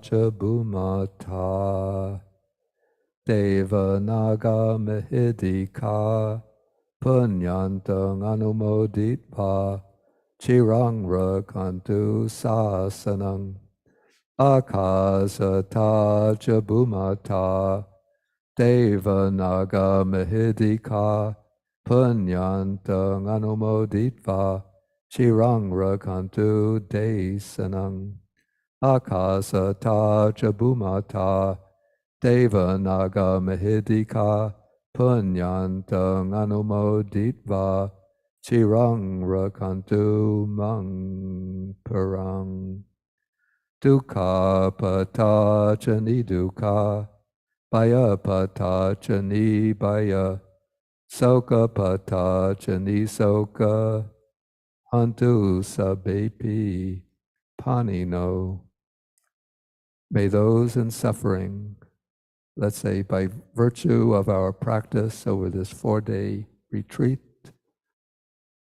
through the power of our merits, our diligent devotion to the practice, may those in suffering be free from suffering. May those in fear be free from fear. May those in sorrow be free from sorrow. May all beings also be thus. We go sadhu, sadhu, sadhu. Okay, we'll be ending with 3 bows to the Buddha. But before we do that, if there was anybody who didn't make the 2 o'clock, that's 2 p.m. Eastern time, going for refuge ceremony and wants to do it at the 5, well, it's a little after 5. We're going to have another one now, right after we do the 3 bows. So please, and stay on. Don't leave after the bows, and then we will do it. Okay, and so let us all stand, and Venerable Hongjun will guide us in doing the 3 closing bows.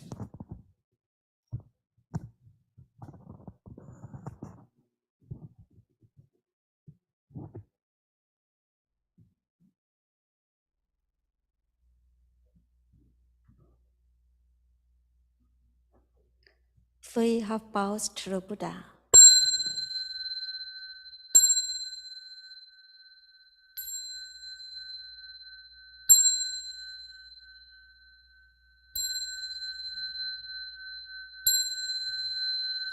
Bow to Bante.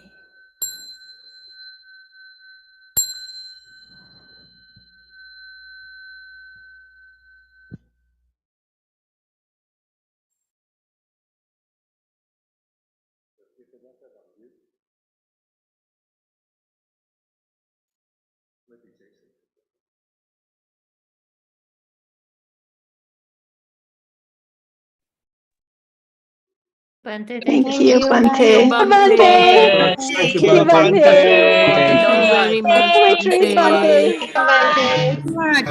Just amazing. Thank you, Bante. It was a wonderful retreat. Be well. Thank you so much, Bante. Thank you so much, Bante. Budaya, Thank Bante. you, Bante. Amitofo. Thank you, Bon Bande. Saranai. Thank you, Bante. Thank you, Bande. Thank you, dear Thank Bante. you, Thank Bante. you, Be everyone. safe. Thank you. Thank you so much, Bante. Thank you, Bante. Thank you so much. Hey, thank you. Yeah, those Bye, who would like the Bante. refuge certificate, please do write to bows at the contact bows page. And how she approaches it. Is it that kind of conviction, or is there confidence?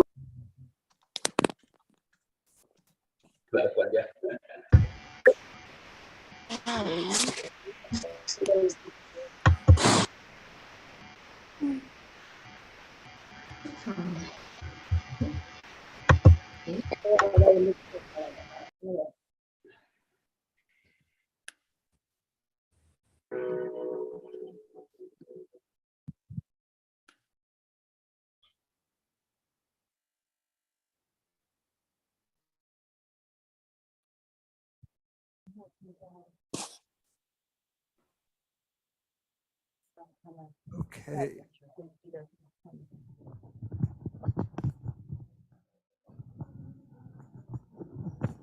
Yeah, yeah, I know. Okay, those who wanted to do the refuge, you would click the raise hand symbol.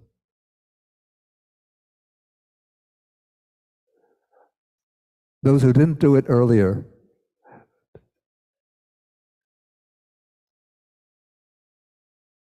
if you did it earlier, you shouldn't do it again.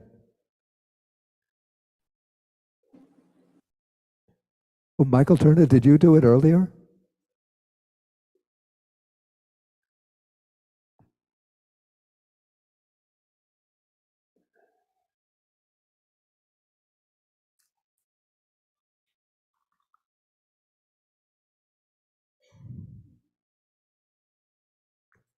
Okay, so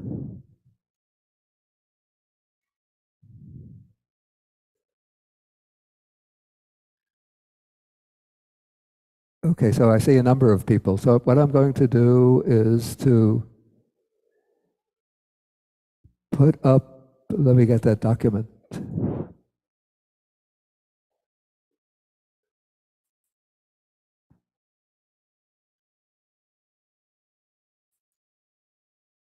No.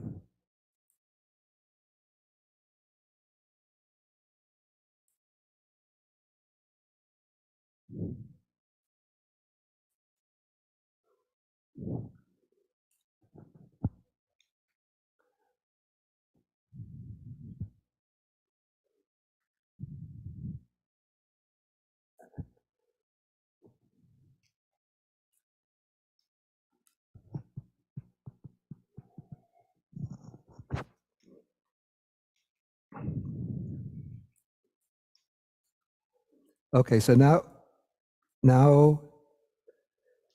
you would first do 3 bows to the Buddha. You could do mentally visualizing or imagining. Excuse me? Oh, I have to share the screen, that's right.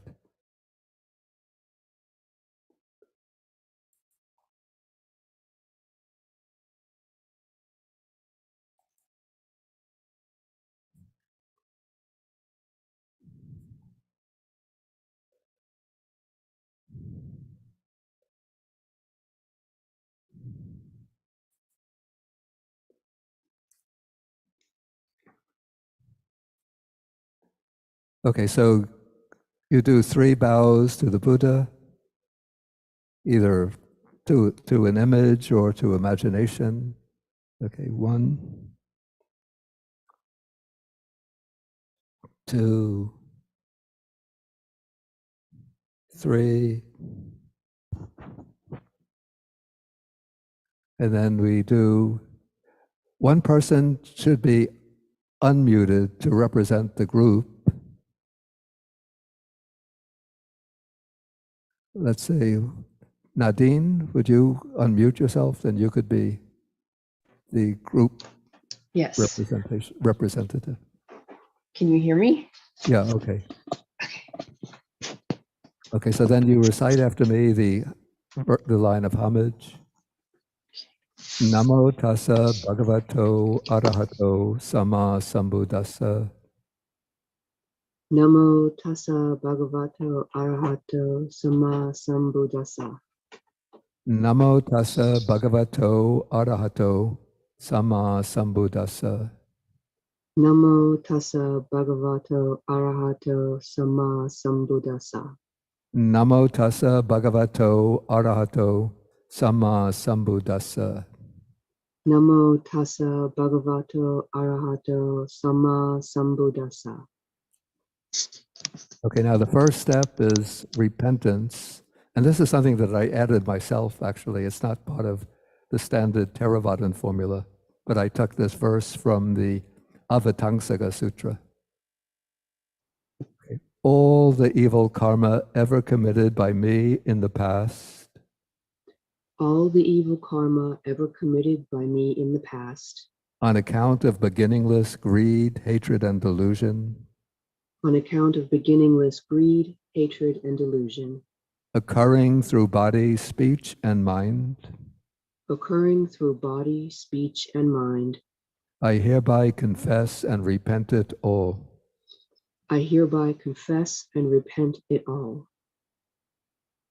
Okay, second time. All the evil karma ever committed by me in the past, All the evil karma ever committed by me in the past, on account of beginningless greed, hatred, and delusion, on account of beginningless greed, hatred, and delusion, occurring through body, speech, and mind, occurring through body, speech, and mind, I hereby confess and repent it all.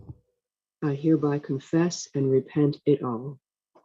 All the evil karma ever committed by me in the past, All the evil karma ever committed by me in the past, on account of beginningless greed, hatred, and delusion, on account of beginningless greed, hatred, and delusion, occurring through body, speech, and mind, occurring through body, speech, and mind, I hereby confess and repent it all. I hereby confess and repent it all. Okay, now we do the going for refuge, and we'll do both languages. First, a line of Pali, then a line of English. Buddham saranam gacchami. Buddham saranam gacchami. I go for refuge to the Buddha. I go for refuge to the Buddha. Dhammam saranam gacchami. Dhammam saranam gacchami. I go for refuge to the Dhamma. I go for refuge to the Dhamma. Sangam saranam gacchami. Sangam saranam gacchami. I go for refuge to the Sangha. I go to refuge to the Sangha.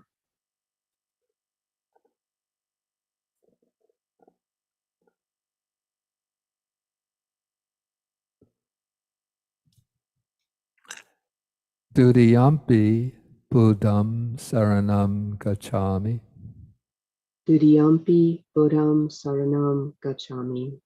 The second time I go for refuge to the Buddha. The second time I go for refuge to the Buddha. Dudiyampi Dhammam Saranam Gacchami. Dudiyampi Dhammam Saranam Gacchami. The second time I go for refuge to the Dhamma. The second time I go for refuge to the Dhamma. Dudiyampi Sangam Saranam Gacchami. Dudiyampi Sangham Saranam Gacchami. A second time I go for refuge to the Sangha. A second time I go for refuge to the Sangha.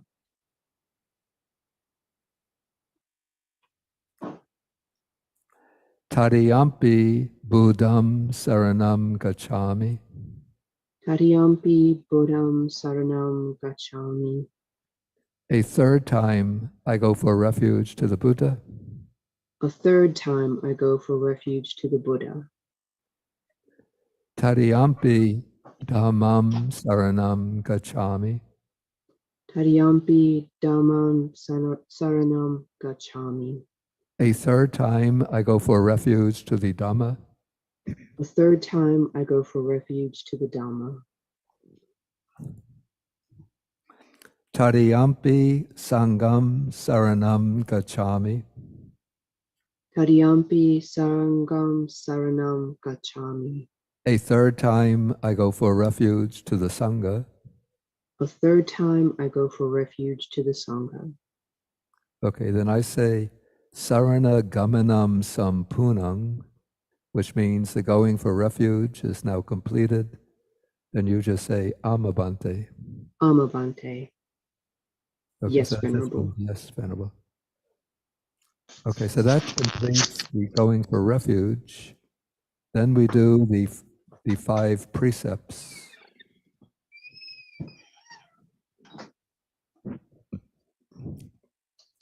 Again, we'll do this in both languages. First, I'll do the Pali, and I'll break it up into phrases so it's easier to recite, and then the English.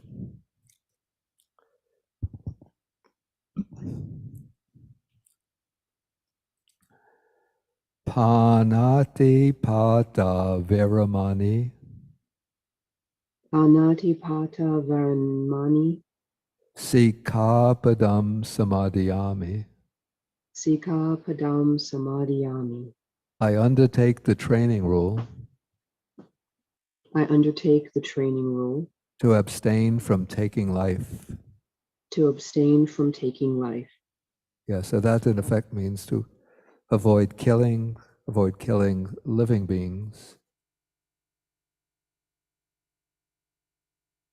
Okay, second, Adina Dana Veramani. Adina Dana Varamani. Sikapadam Samadhiyami. Sika Padam Samadhiyami. I undertake the training rule I undertake the training rule to abstain from taking what is not given. to abstain from taking what is not given. And that means, in effect, to abstain from stealing. It doesn't mean that, say, if you go into a restaurant that serves a buffet meal, that you can't take the food. Or if you see on the beach a attractive, what do you call it, a shell, coral shell, that doesn't belong to anybody, you could take that. That's not intended by this precept. What's meant is taking the possessions of others or misappropriating the possessions of others. Okay, third precept. Kamesu michachara veramani. Kamisu Michakara Varamani. Sikapadam samadhiyami. Sika Padam Samadhiyami. I undertake the training rule I undertake the training rule to abstain from sexual misconduct. to abstain from sexual misconduct. And this means, in effect, to remain faithful to one's partner and not to transgress against the partners of other people. Okay, number 4. Musavada Veramani Musavada Veramani Sikapadam Samadhyami. Sikapadam Samadhyami. I undertake the training rule I undertake the training rule to abstain from false speech. to abstain from false speech. Yeah, so that means, in effect, to abstain from lying. If you make a statement that you believe to be true, but it's actually false, that's not a violation of this precept. But it's deceiving others, misrepresenting things to others. Okay, then the 5th precept, and I'll break this down into more, because it's long, to more phrases. Sura Meriya Majja Sura Meriya Maja Pamada Tana Pamada Tana Veramani Veramani Sikapadang Samadhyami. Sikapadam Samadhyami. I undertake the training rule I undertake the training rule to abstain from wines, liquors, and other intoxicants, to abstain from wines, liquor, and other intoxicants, the basis for heedlessness. the basis for heedlessness. Okay, so with this, well then we have the concluding line. So I say, Ti saranena saha panchasilang dhammang sadhukang surakitang katva apamadena sampadeta, which means having taken the 3 refuges and the 5 precepts, preserving them carefully, strive on with diligence. And then you say, Amabante. Amabante. Yes, Venerable. Yes, Venerable. So that concludes the ceremony for taking the refuges and precepts. And this is a very powerful act.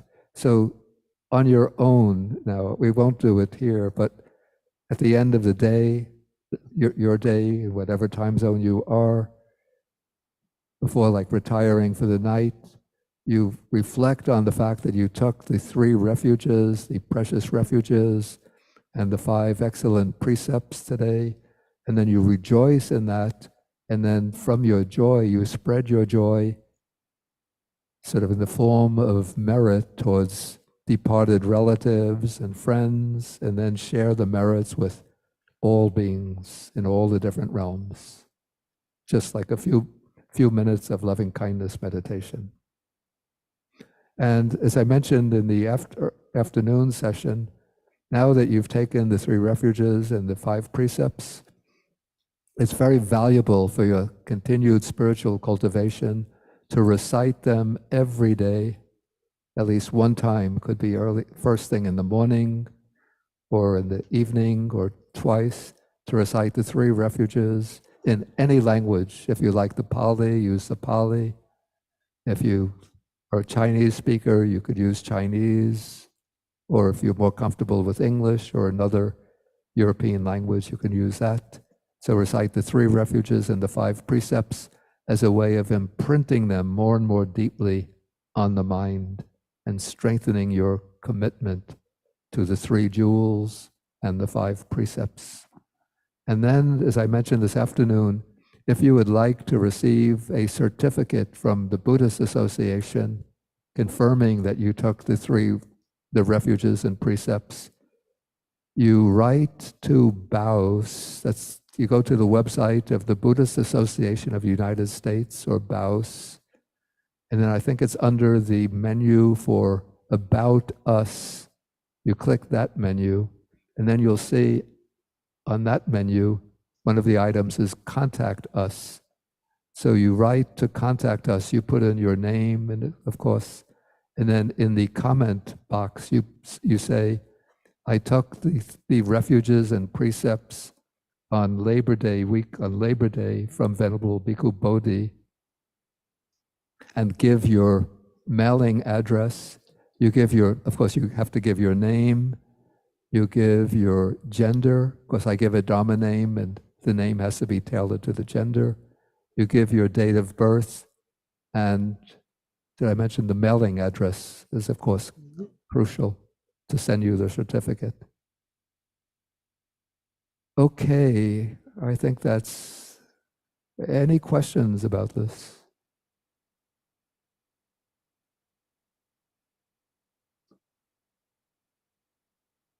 Okay, we could just do mentally 3 bows to end the session. So 1, 2, 3.